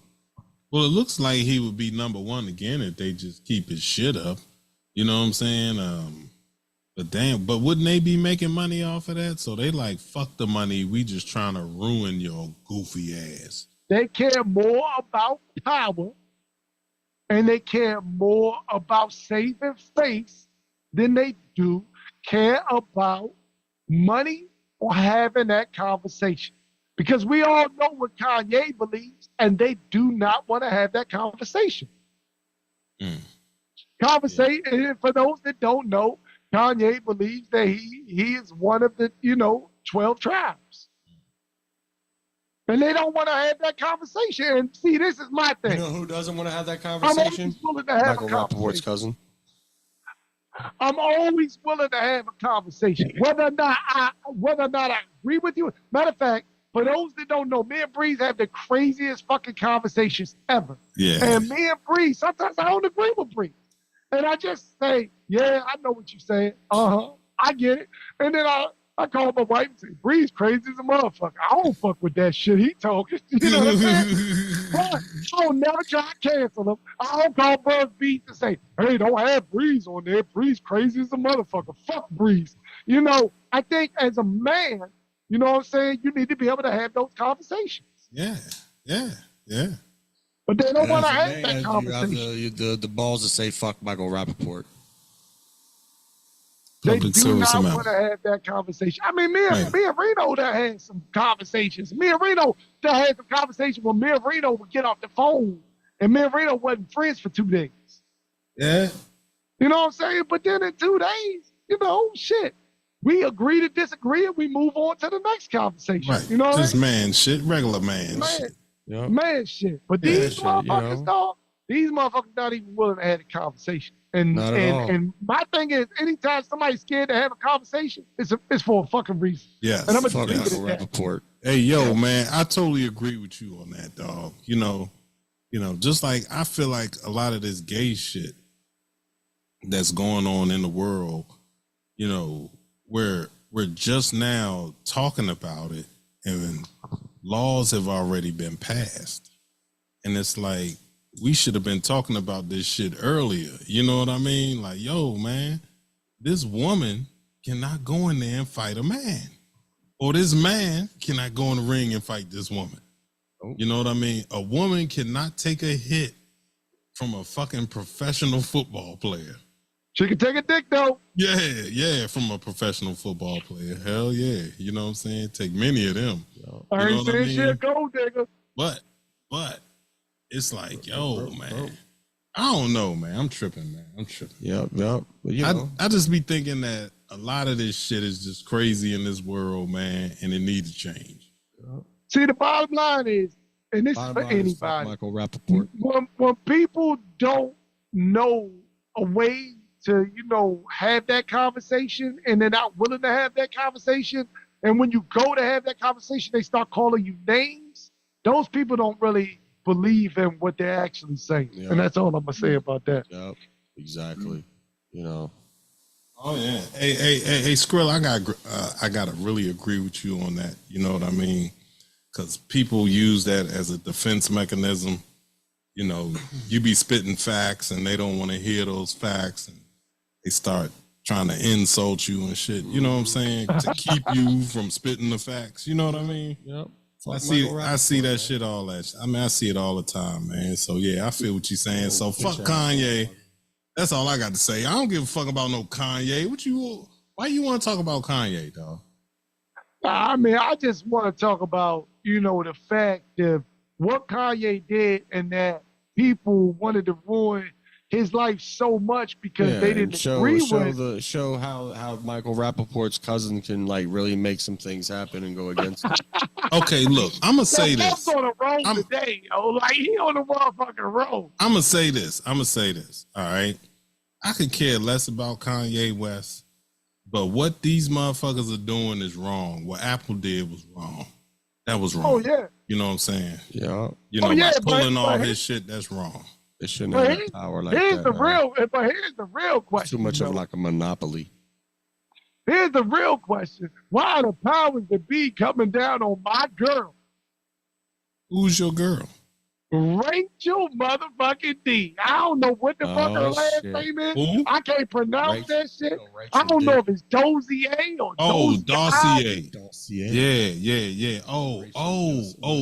You talking about the white bitch that was saying she was a black bitch? Hey, there's some shit.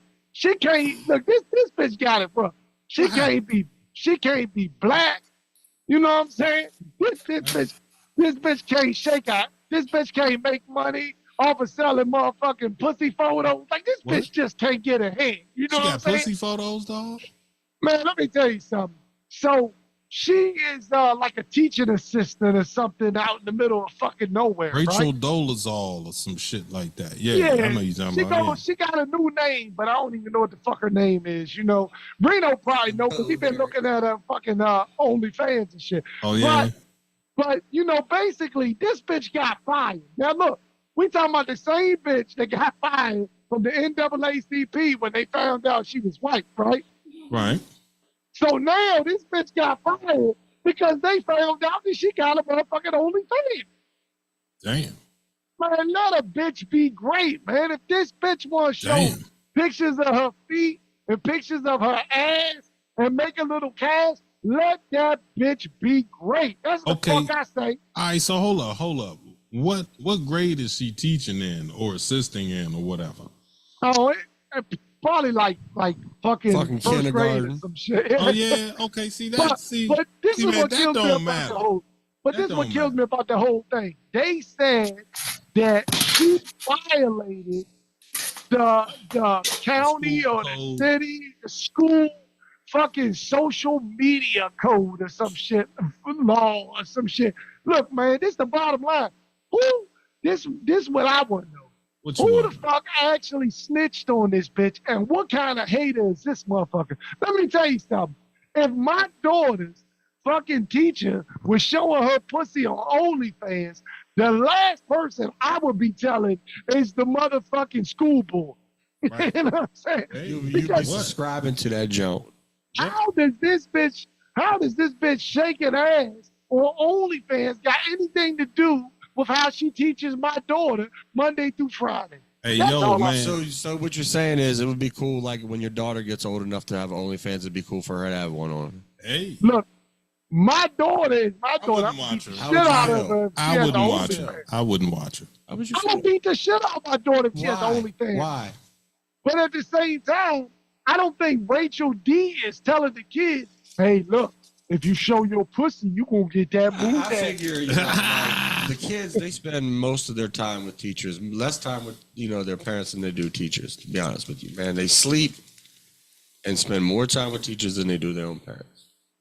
I don't want somebody that has an OnlyFans page that has that mind frame to be helping to raise my child, because that's what teachers do. But but that's a good point, Bobs. She's not teaching them OnlyFans.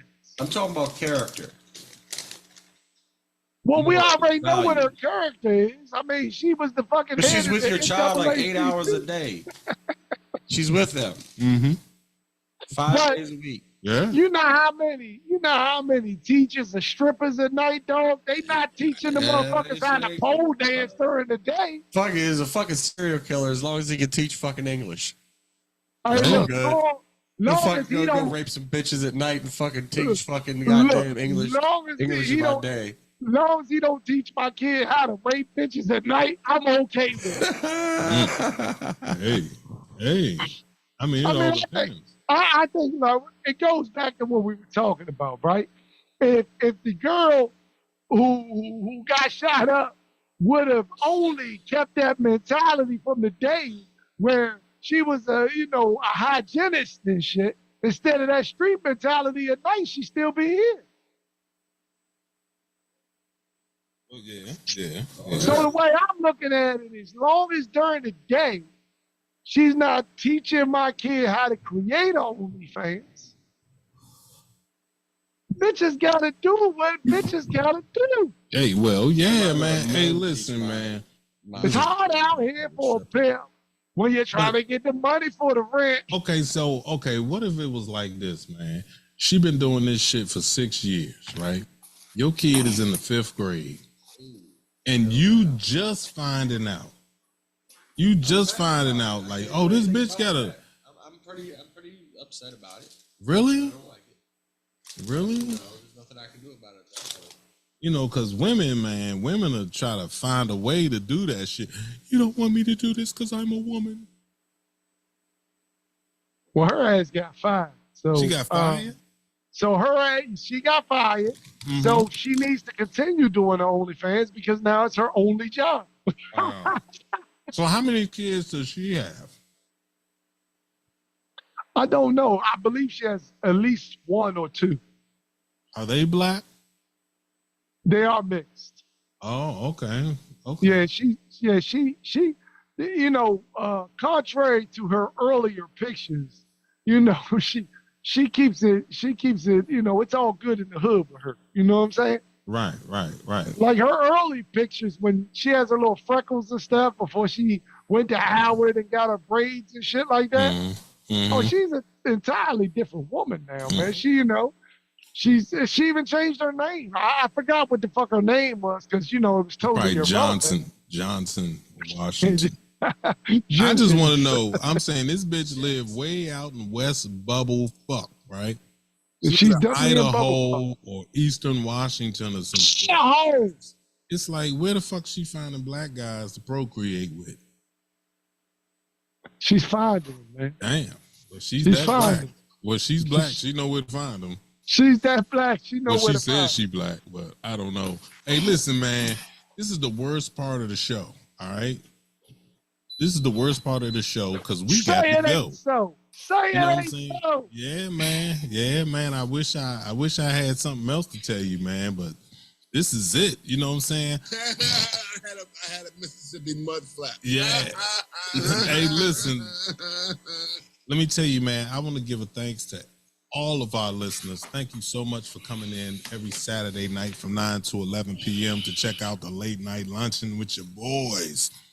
Thanks, my man, Sam O. Sam O, thank you so much for coming through, dog. We had a great time with you, man. That dude, he off the chain, man. You know what I'm saying? Also, Skrillazilla.